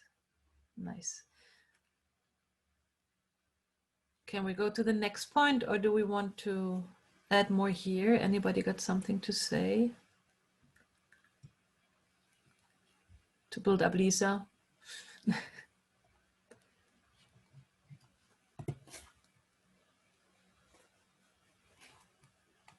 Okay, let's go on with the solutions for a healthy activist life. Lisa, just keep listening. We are here with you. And if you want to speak up or say something, we're here too. We can listen to you. We can use this also a little bit like a sharing circle. And maybe also if we publish anything later, probably the video can be edited or something. So the next point here in the presentation is don't autopilot, decide, plan, and begin. I have to get like back into this now. We're so totally out of this. What is autopiloting? I think few of you already have mentioned it. It's like just swimming through the day, losing track of time, or just reacting to things, being impulsive, or just, you know, being used to our daily rhythms.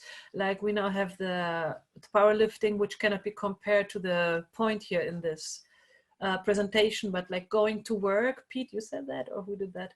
Going to work every day and now not having this rhythm anymore, but, you know, getting up, getting to work, coming home, watching TV, eating dinner is autopiloting. or if you're an activist, you know, like reacting in a specific way is autopiloting. We have to learn to decide how we want to react to something, make a plan, and then begin. Don't jump into things, don't react on an impulse, which also brings us to the next point. They belong actually together. Do not react, but respond. Use your things in here, that wire which keeps your ears together. With this way, our ears are not falling off. We have, you know, the wire in here, and there's things that, no, that's nonsense. That's what I tell small children. Use your brain, use your instinct better. You listen to your heart when you react to things that are happening to you. And I often also like to give the example when we're doing outreach, and there is this aggressive a-hole that just, you know, you want to punch them in the face. And this is where I say, don't autopilot, don't react, you know, decide, plan, begin, take a breath, think about the next step, and then go ahead. We learned this in the workshops from other great outreachers, and I don't think I have to explain much here. And I'm wondering if somebody has to add something to this, or wants to share some experience about these things. Yeah, I think especially with, well, I think with all activism, you see a lot of people who are not as far as we are, so to say. So it's, if you keep this in mind, it's easier to keep your patience, even if like a hunter is throwing dead animals at you or whatever. But it's something they are still not having learned. It's something they still have to learn for themselves, that the way they're doing or seeing life is different than we see it. And I think we are a lot further in that.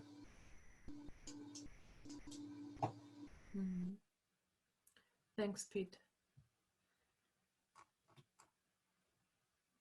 Glenn, do you want to read the questions in the chat? Yes. So.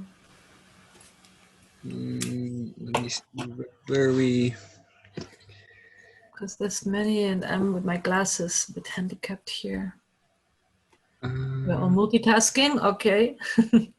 Wow, 3 small kids. See, going into some solutions for Lisa as well, like practical solutions. How do you cope with the oops? Yeah, that one. How do you cope with the fact that you want to do activism full time but still need to pay bills, food, shelter somehow? I think that's a question into the room, because everybody has a different way here. I had a good income before, through when I was still married, and this is when I got very deep into activism. Then I had grants. Then now I'm launching a Patreon, actually, because I have to. I lost my job a week ago, which is really uncool and, yeah, almost depressing. I have a partner that starts earning well here because he just moved to my country, and I totally trust him that he will be okay. We will be okay with the money, but every grant proposal I handed in recently has been turned down. So yeah, fuck it. It's not working out at the moment with the money, and it's a bit depressing. But I'm not depressed because I'm not giving up. You know, I'm not giving in. Thanks, Eftimia. Love you. I would like to hear the others. Daniel, by the way, kudos to 3 small kids there. Wow, I had 2 small back long ago, and I know how much work that is. The others, money. How do you handle your lives? How do you earn? How do you? Maybe somebody can say something, please.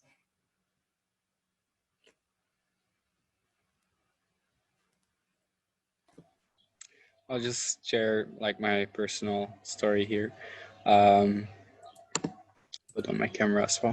So yeah, last year I had the opportunity to work for an organization for the Safe Movement, which made it possible for me to be a full-time activist. but I didn't continue with the job I had within Safe because meantime also started this animal resistance, and it's just taking up a lot more time, and I want to focus more on animal resistance, and that's why, like, at the moment I'm not gonna be a full-time activist anymore because I'm looking for a job, which is not, with Corona now, not very the most easy thing. I'm allowed to begin on two different jobs, but it's after Corona, so kind of now like trying to, like, I'm living with my dad and don't have to pay much at the moment, so I'm able to, like, to say, like, survive this period in, like, in the meantime. And then yeah, I think the money part is always very difficult. Yeah, it's indeed, Patreon is an option, but there's so many others out there as well, and there's so many different ones where people donate to, and yeah, I think it's a very difficult thing to, like, actually be like a full-time activist. I think one of the things is also that it's okay to not be a full-time activist. I think it's also not always possible for everyone to also accept that it's not like you're not, if you're not a full-time activist, it's not that you're less as an activist as those who are full-time. It's just that your situation doesn't allow you to. And that doesn't mean you're, like, less of an activist. So if that's, like, kind of the feeling you get, it's like something to be aware of, that you're not less of an activist as those who are full-time. It's just that those who are full-time got an opportunity, or yeah, basically got the opportunity to work for an organization, or get funded by certain things, or build up a platform big enough where they can sustain themselves from donations. But I think if we look in the whole activist community, it's still a very little amount of people who are actually full-time working on it. I think most of the people who are in the movement, majority, are doing it as a part-time thing, or even next to their full-time job. Thank you, Glenn. That was helpful, I think. Yeah, I also had the Safe Movement Fellowship for a year, and it was like, wow, that's gold. You know, we have this opportunity. And I had other projects and grants. I registered an NGO last year. And if you want to do full-time activism, I suggest everyone actually to register an NGO, because this is a way to get grants, to get subsidies, to receive actually serious donations, to create a project for which you can get like a half-year grant or 1-year grant or something like this. While for individuals, you don't get really big donations or big money, like from the Pollination Project. They give like $1,000 to activists if you apply for a nice thing, and other smaller groups. So yeah, fundraising is like another subject really, but we can also do fundraising. Or do we have a fundraising workshop already, Glenn? I don't know. I have a feeling. We'll be having when is it? We're having an open discussion about money via activism, and we'll go over different parts of, like, different ways of how you can donate money. And part of the workshop will also discuss and how to get money. So it works in, like, both ways. Where best to donate your money to, and how best to get the money. So yeah. Nice one. Yeah, maybe you should. I think it's actually tomorrow. I think it's very close, yeah. It's maybe tomorrow, you can post the link in this event so people can see it, because I think it's a big subject and we should do more actually on the money and activism thing. I don't know. I'll post the link in a minute. I'm looking for it now. Yeah, that would be good. So Abi says, I manage by working as a musician, which I love, most weekends, and then activism in the week. and keep my expenses very low. First of all, I'm jealous you can make money with music and congratulate you to that. It's amazing. I'm only a full-time activist because of unemployment, says Lisa. It's powerful. But you don't make a living of it. You know, if we can't pay our bills, it sucks, right? Patricia has a good question, which I would like to keep for a little bit later. How do you balance a work life and activism life? Okay, we have the link to the event. Okay, there are no more questions, actually. I would like to elaborate some more. Because for me, I noticed like housing is very expensive. So I figured like I could rent some property for maybe a few years, and then it leaves me with a big total sum of flushing your money down the drain, because at the end you're just renting and you're not taking anything with you. But like buying a house and having a mortgage, that's also not really a deal for me, because again the house pricings. So I figured I don't want to be stuck on a permanent home, and therefore I figured it would be nice for me to live in a bus, and it keeps my expenses quite low. Now it's quite expensive because I'm still building it, but then I'm away from the houses, how to say it, house marking, or see you laughing, Anita. Yeah.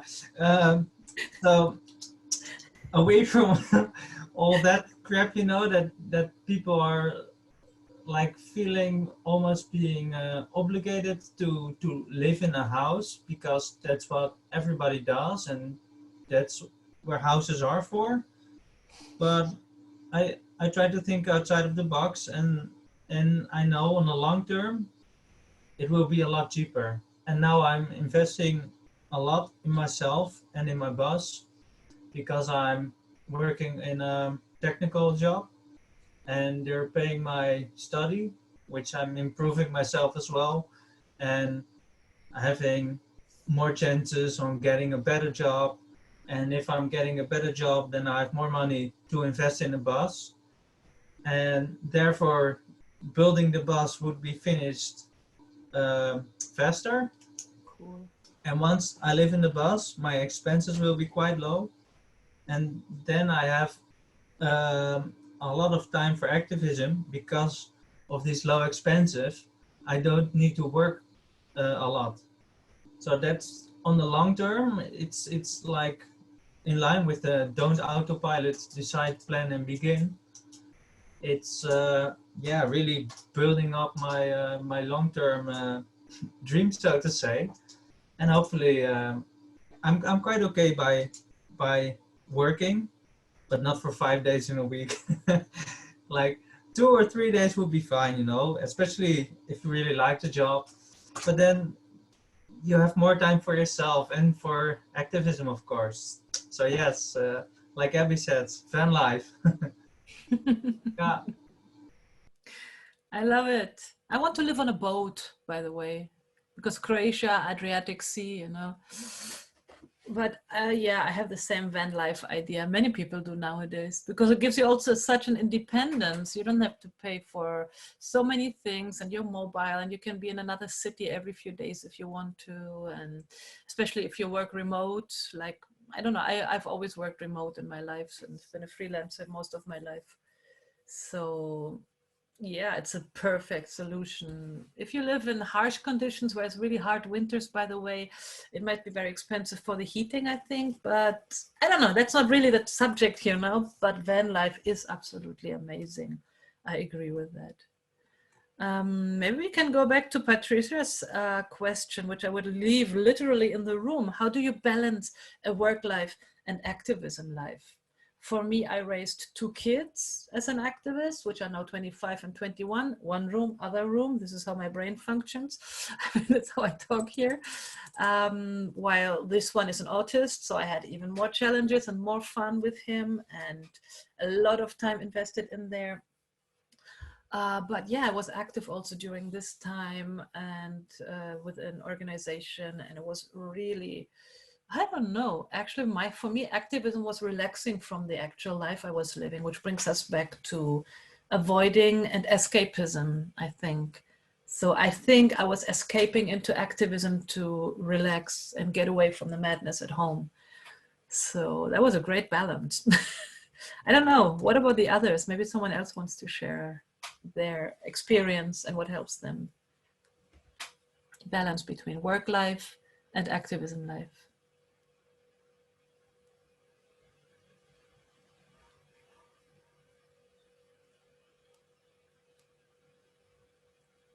Talk.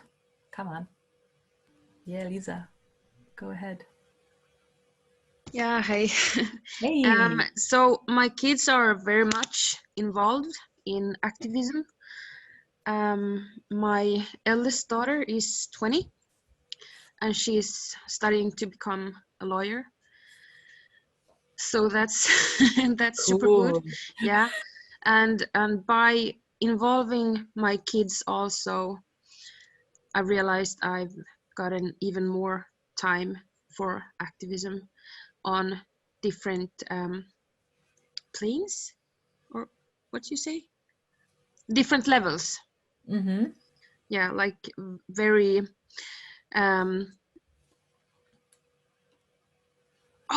what the roots, kind of grassroots activism to whatever, like having just people over and having vegan food with them, with our kids and stuff. That's a very kind of low level, but a very nice form of activism as well. But being fortunate enough to having my family interested in animal rights and veganism makes it super easy for me, at least. Great. It's good I'm unemployed, because I wouldn't know what to do with a job and kids and stuff. Thanks, that's amazing. Yeah, I always had my kids too with me when we went to the office of our animal rights org here in Zagreb, and my older son was always the drummer when we had marches and protests. Nobody knew how to use a drum, so he was the one like doing the real shit and stuff. So yeah, involving the kids is very important and empowering to them, actually. Lisa, that's great. Anyone else? I see comments here. Who wants to speak? I want to hear voices. I feel so alone in my room. Maybe I should start making kits too, so I can do activism with them. You see? You can adopt them. And then I see Daniel says vegan land growing all ourselves. And if you have a vegan companion, yes. If not, it is contra. So I think if it's like a my dog. If it's a non-vegan companion, that it might even attracts more time off your activism, I think is what he means. If not, please elaborate, Daniel. Somebody says be where you come. Yes, indeed. It's what I. Yeah? Sorry. Go ahead. Yeah, it's what as I mentioned. So yeah, unfortunately, I was married before being vegan and had my kids before really being in this vegan movement. So now it's tough to start from beginning and then trying to explain and etc. It's really, really difficult, and I quite stopped to do it, to advocate them, because if the kids come to me and ask me why I'm vegan or why I decide this and this, I explain, but to educate them. But I want to be really activist through my family, because as even friends told me that it's easier to convince 100 people you don't know than your own family. And that's very important to say. True. That's so true. Yeah, maybe also want to share something myself. Now I've been an working full-time on activism for a while now. Before that, I was also backpacking, so I haven't really had a long-term full-time job for quite a while. So the idea of going back to work, it's kind of scary. And I think one of the most things which I'm facing and which I'm like doubting on how I'll find a solution is, and I already see it in one of your next points, is time management. Like how I'm gonna combine, like for example, with the activism, I have in mind I would need like once in a while, like at least a week or 2 weeks off to actually like work full time on a certain project to be able to like do the project, you know, which is often very difficult if you have a job next to it. So like finding those flexible jobs, I think is also very difficult. One of the things which I'm like thinking about is like maybe starting kind of own business, or where I'm like, how to say, the boss over my own hours or something, and I can free up the time when that's necessary. And like not having an actual boss, I think really helps as well. So I think thinking in ways of like, how can I sustain myself? It doesn't necessarily have to be activism, but how can I sustain myself without having a boss? I think is also one of the beneficial thing if you want to do activism next to it. Then again, setting up an own business might also take a lot of time and effort and energy as well. So yeah, um, there's a lot of things going inside my head how I'm gonna get the solution. But I think that's also maybe an idea to think about, if you can maybe start up something yourself, where you can create your own money basically, and you don't really have to work for a boss. I think that gives a lot more flexibility when doing activism. That you're basically like able to work when there's less activism happening, and when there's a lot of activism happening, that you can take a little bit more time off. There are several jobs which have that flexibility, I think. Maybe in like more like online jobs or something where you just need to work done before a deadline, and you can kind of choose your hours yourself. So there might be a possibility, but I think those jobs are very limited. So it's maybe a thing to also bring to the topic. Great one. You know, when I listen to you, you run this animal resistance project. It's so huge. And I'm wondering, why don't you get a grant actually? Because there are really good grants out there that could maintain your work for a whole year, and then you apply for the next year. Have you tried that? Yeah, we're looking into that. We haven't done it because we're very young, we're very new, we're not really used to applying for funds. But yeah, we're planning on looking a little bit into that. Yeah. Yeah, maybe we can talk in private about this, because I know a few addresses literally. You just have to write a good project plan and how many salaries you need, etc. Rent, office costs, project, etc. Maybe I can help you a bit. That would be awesome, because yeah, literally like what we're doing right now, it's like I'm working full time for animal resistance, just that I don't get paid for it. Yeah, exactly. So I mean, it's a job, right? It's like the work we do it's like, you can compare it to a job. It's just not indeed like not paid. So then yeah, that finding a job, but then managing that in time management will be, I can't find a word, will be tough. Yeah, also it's Don't not the use word the I'm F looking word. for. Challenging. It will be challenging. Yeah, Yeah, that's one way to put it. Trust me, it's like, wow. Yeah.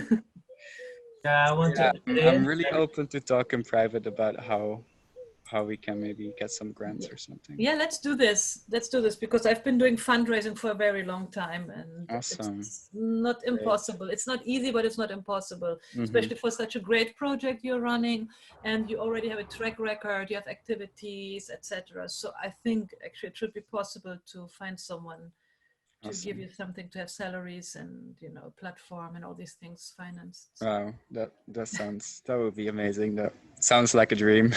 I know, I'm doing the same right now. I'm like that far from my grants, so deadlines keep coming up, etc. So we just have one after the other. Let's get into it. Do you have an NGO? Did you register something?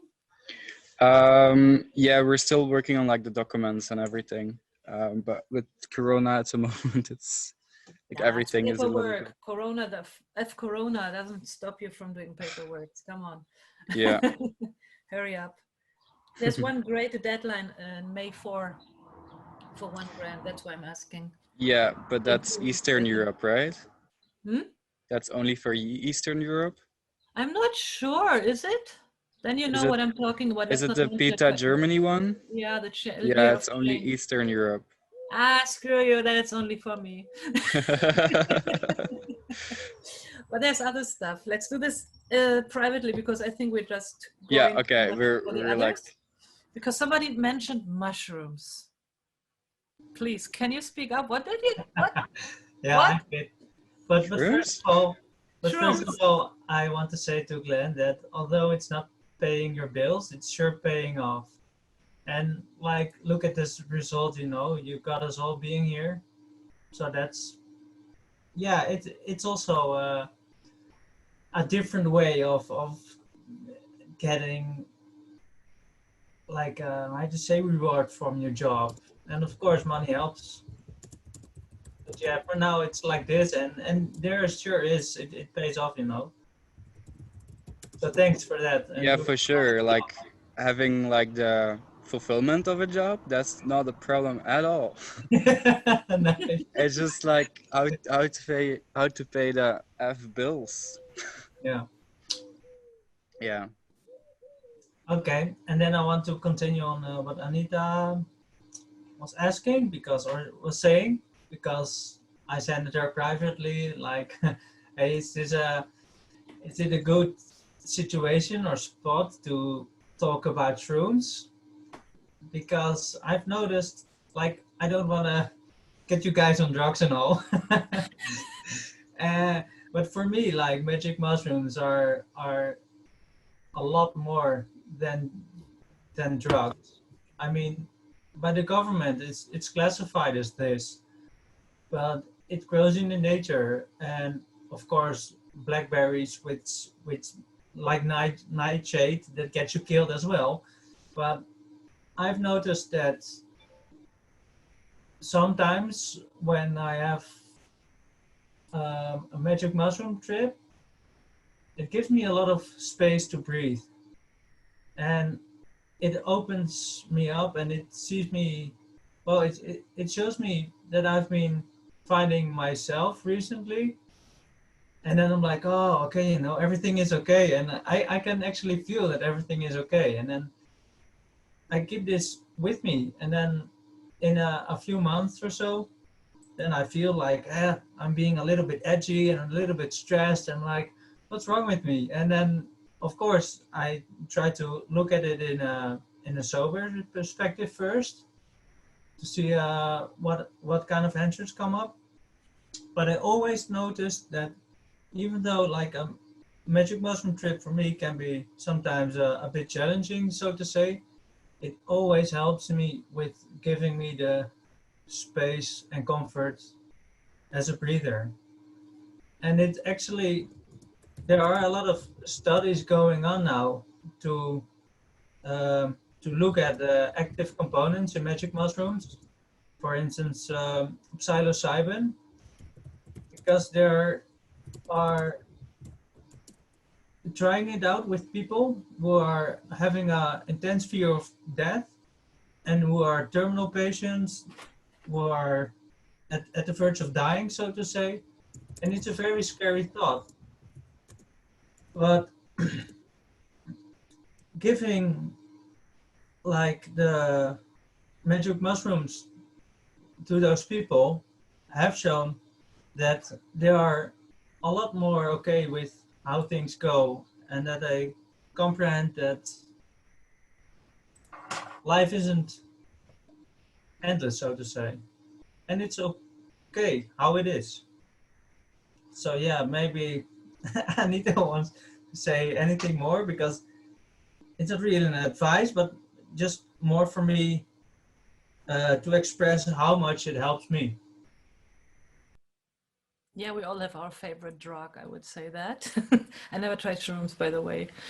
By the way, microdosing of acid, of LSD, or microdosing of shrooms is also a pretty new, not yet very researched, but researched way of treating anxiety disorder, PTSD, and depressions. So you're not talking about microdosing, but still it's very interesting thing.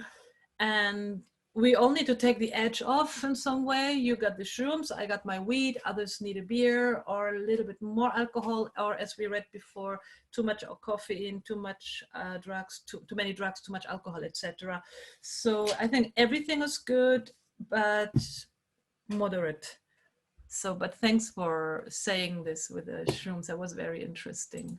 One day I will try them. We don't have many slides left.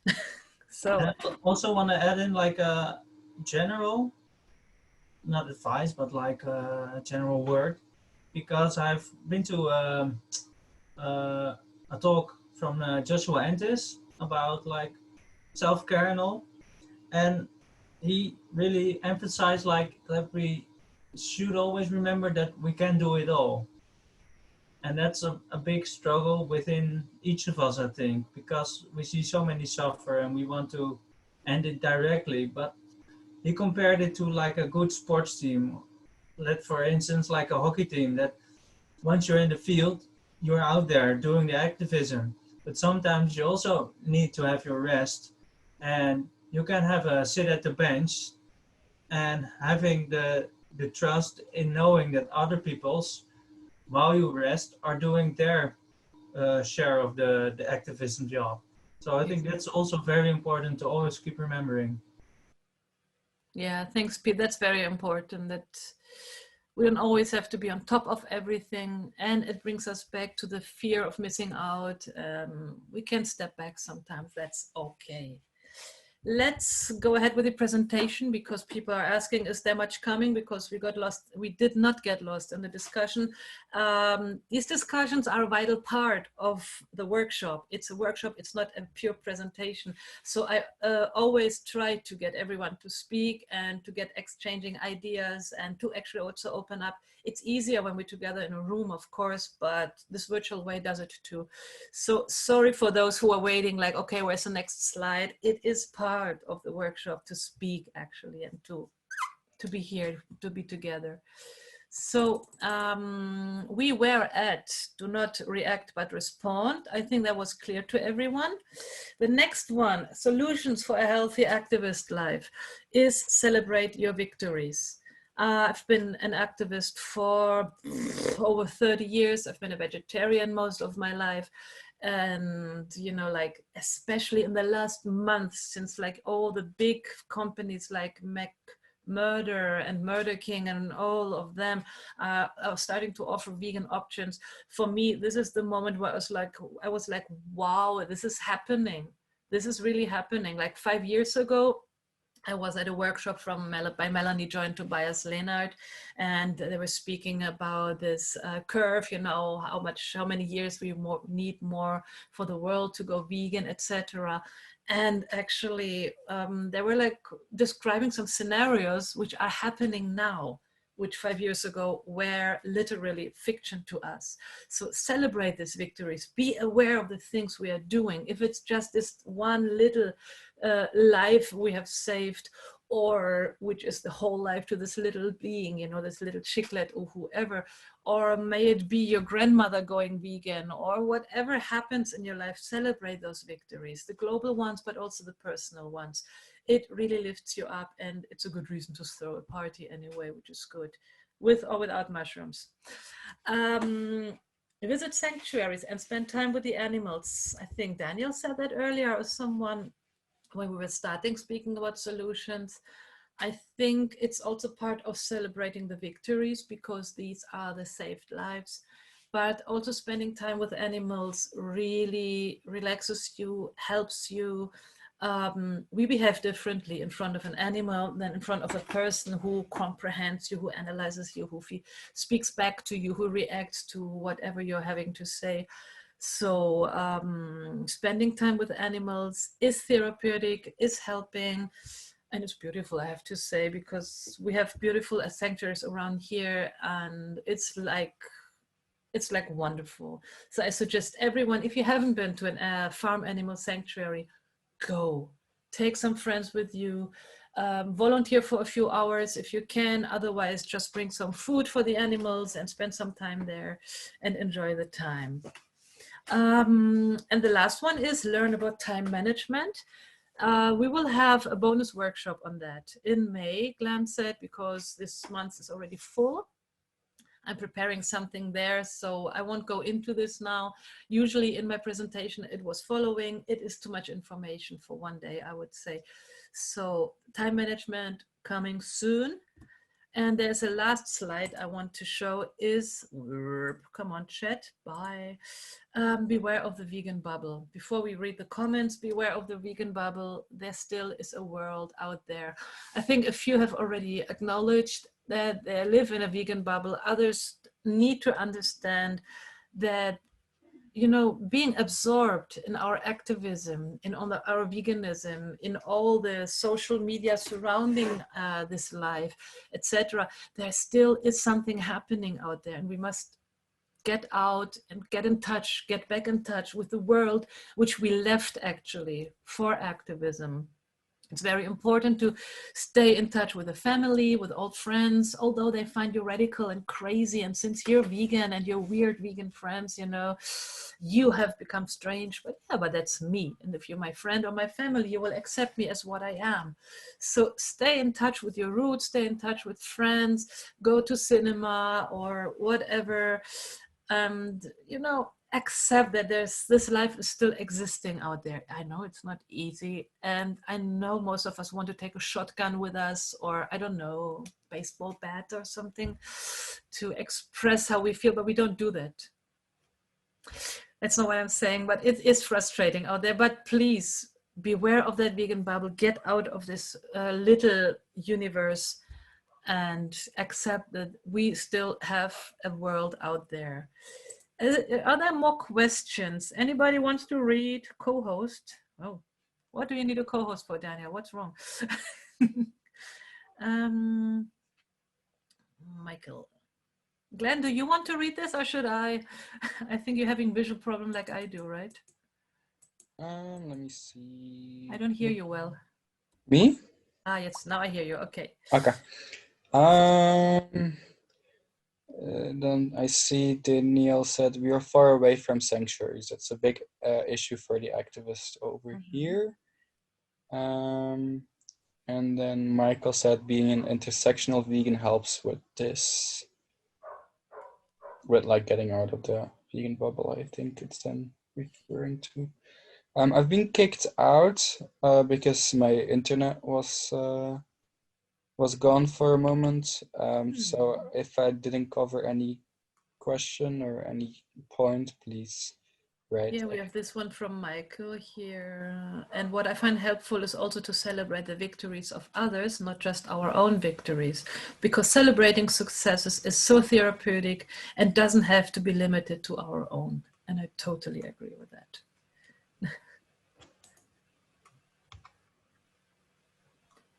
Anything else?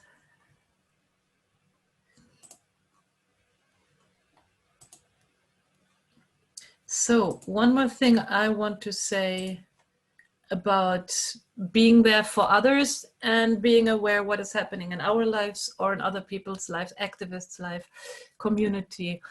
Being there for others does not necessarily mean to have all the answers or to give advice. If you see somebody is spiraling down, feeling down or whatever, just being there and listening often is enough.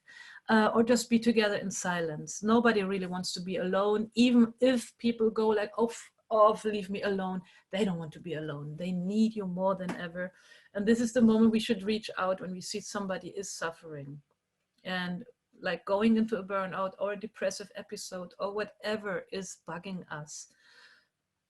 Take care of each other. This is so important because this is self-care, because it's a virus that spreads. If we learn to take care of others, others will learn to take care of others, and it will come back to us the day we are down. Somebody will be there and ask, are you okay? Do you need something?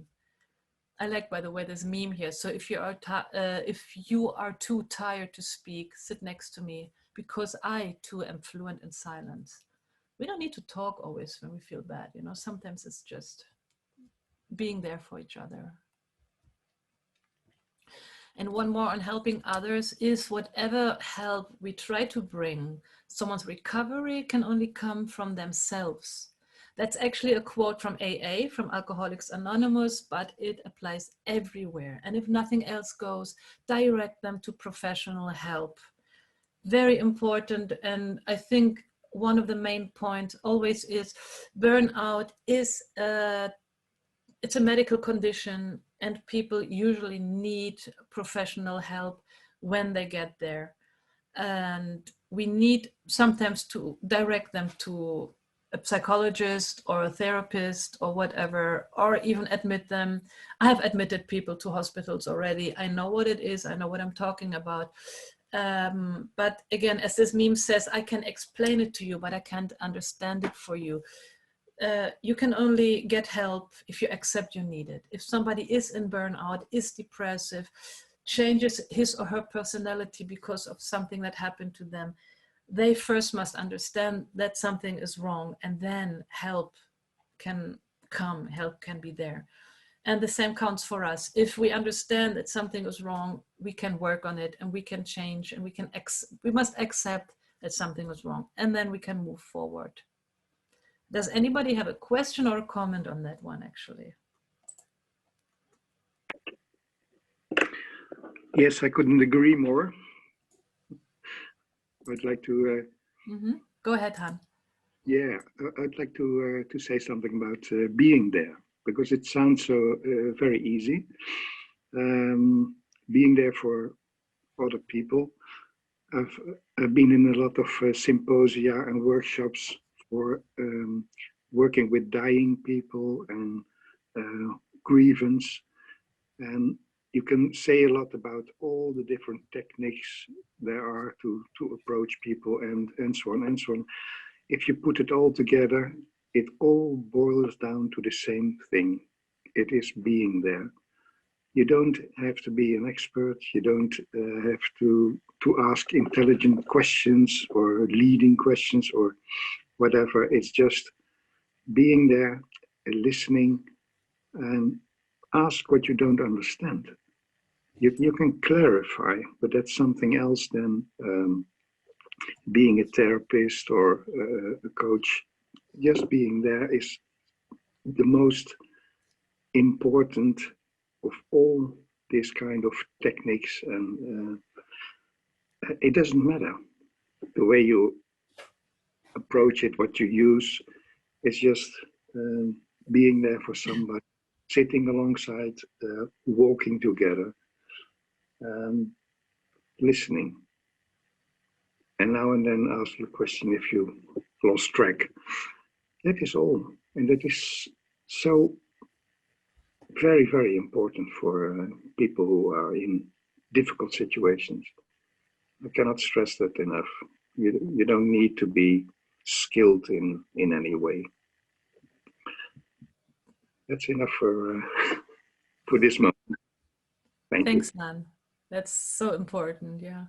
And it also leads us back to the sharing circles, which we do. It's like sitting together and everybody just speaks for a few minutes about how they feel, how they are. And later we can always follow up to like, what, do you need help? Do you want to talk about what you mentioned there, etc. But one of the most important things is to have sharing circles. If you have the opportunity to be there together in person, or right now, maybe just virtual sharing circles. So I don't know, Glenn, if we are doing this somewhere, but maybe we can also start something like that, actually having a sharing circle every evening or so. That would be cool. What do you think? Exactly. Might be another project to work on. It's just a Zoom call like this, actually, and Yeah. saying like from this to this time every day, and who comes, who doesn't. I don't know. It's just a suggestion. Yeah, there already is something. I will look it up, and I think I have it in a few minutes. Okay, thanks, Pete. That's great. So, I see Danielle's also want to say something, also typed something. So I'll first read it out. First step is to admit it yourself, that I need help, or that you need help in general. Just being there exactly with open arms, without the words that can sometimes say it all. yeah. You wanted to Very elaborate a little bit on that, Danielle? Yes, for my personal situation, because it was from one event from conferences in Luxembourg, and I felt so bad. I was exhausted. Okay, it was a few weeks before. I tried all my best to make this event the best and the most good. And I just write to it was Orlando. Just write to somebody from us and said, if I come back now, could I have a big hug? So these kinds of hugs, and because I didn't express it before, so there was this conferences, etc. And then soon I was asked to go to the arena, and then yeah, Daniel came please on front of us, and then you asked for a big hook, so then I can have big hook. I never experienced something like this. Without a word, I had a surrounding of 70 people around me, just hugging me, and I feel so hot, inside, outside. It was more better than therapy. You know, it's more than 10,000 words, or somebody tried to explain or try to help me, or no, it was just this hook who makes the difference. Yeah. Group hacks are the best. Okay, in the meantime, I found it, and it's an event that lasts until the 24th of this April, and it's called Cafe Animal Rebellion. If you look it up, it's on Facebook. So if you look it up on Facebook, then it's just with the people being there, having a small chit chat.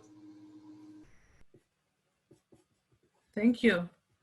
I took a note here in my papers.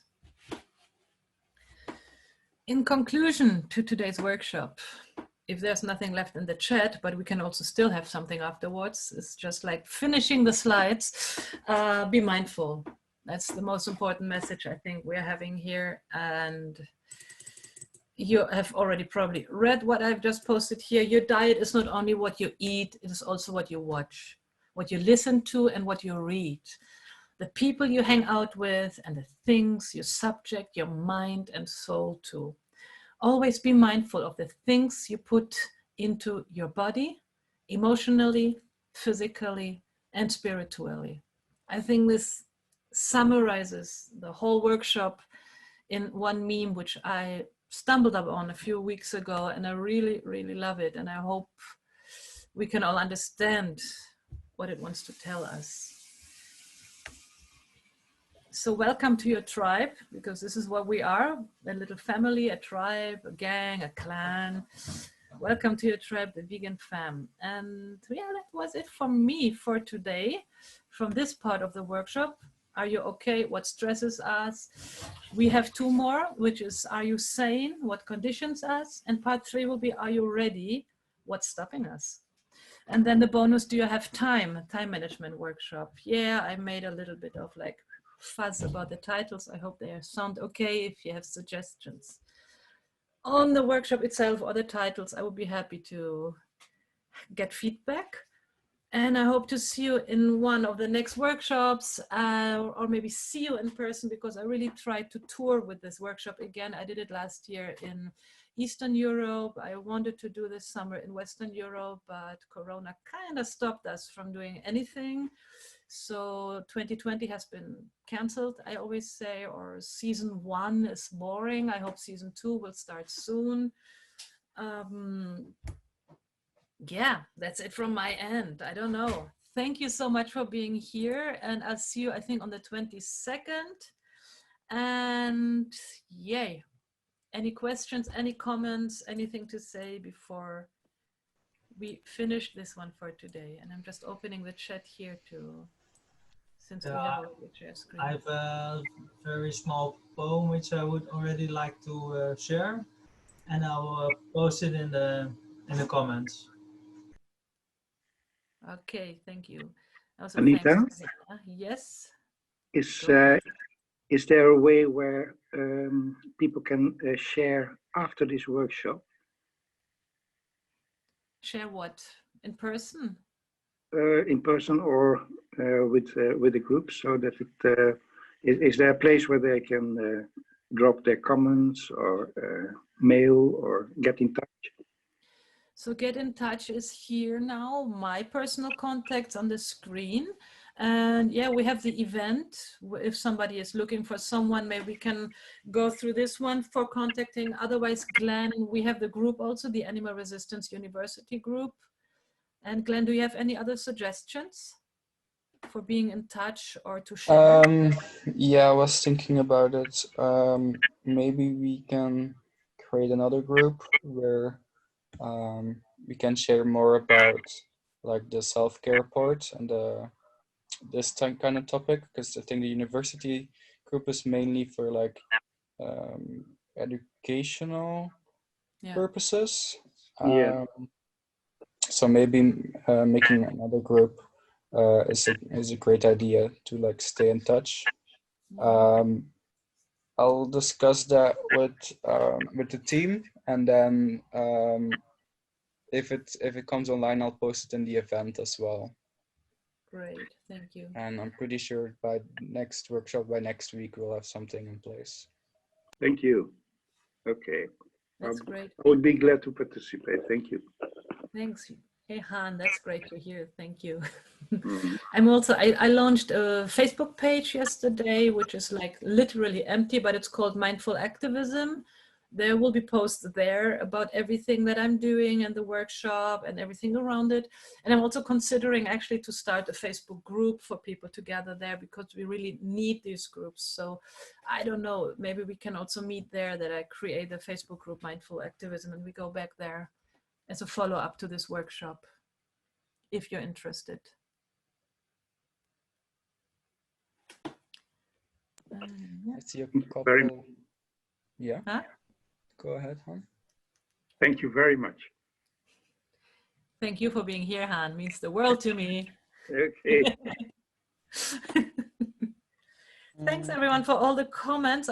There's so much to read now. Maybe somebody wants to say something loud out. Otherwise, I will read through this. Are there any questions left in the chat here, which I missed maybe?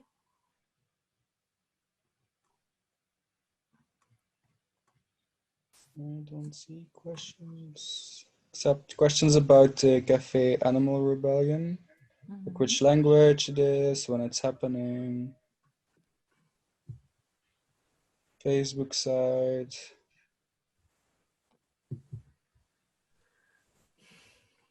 I think I've heard of it before as well. I think it is in English, because I think it's being done by Animal Rebellion UK.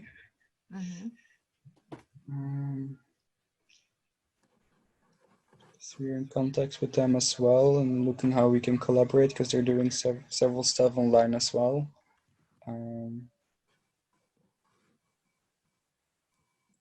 Somebody posted an event I just saw.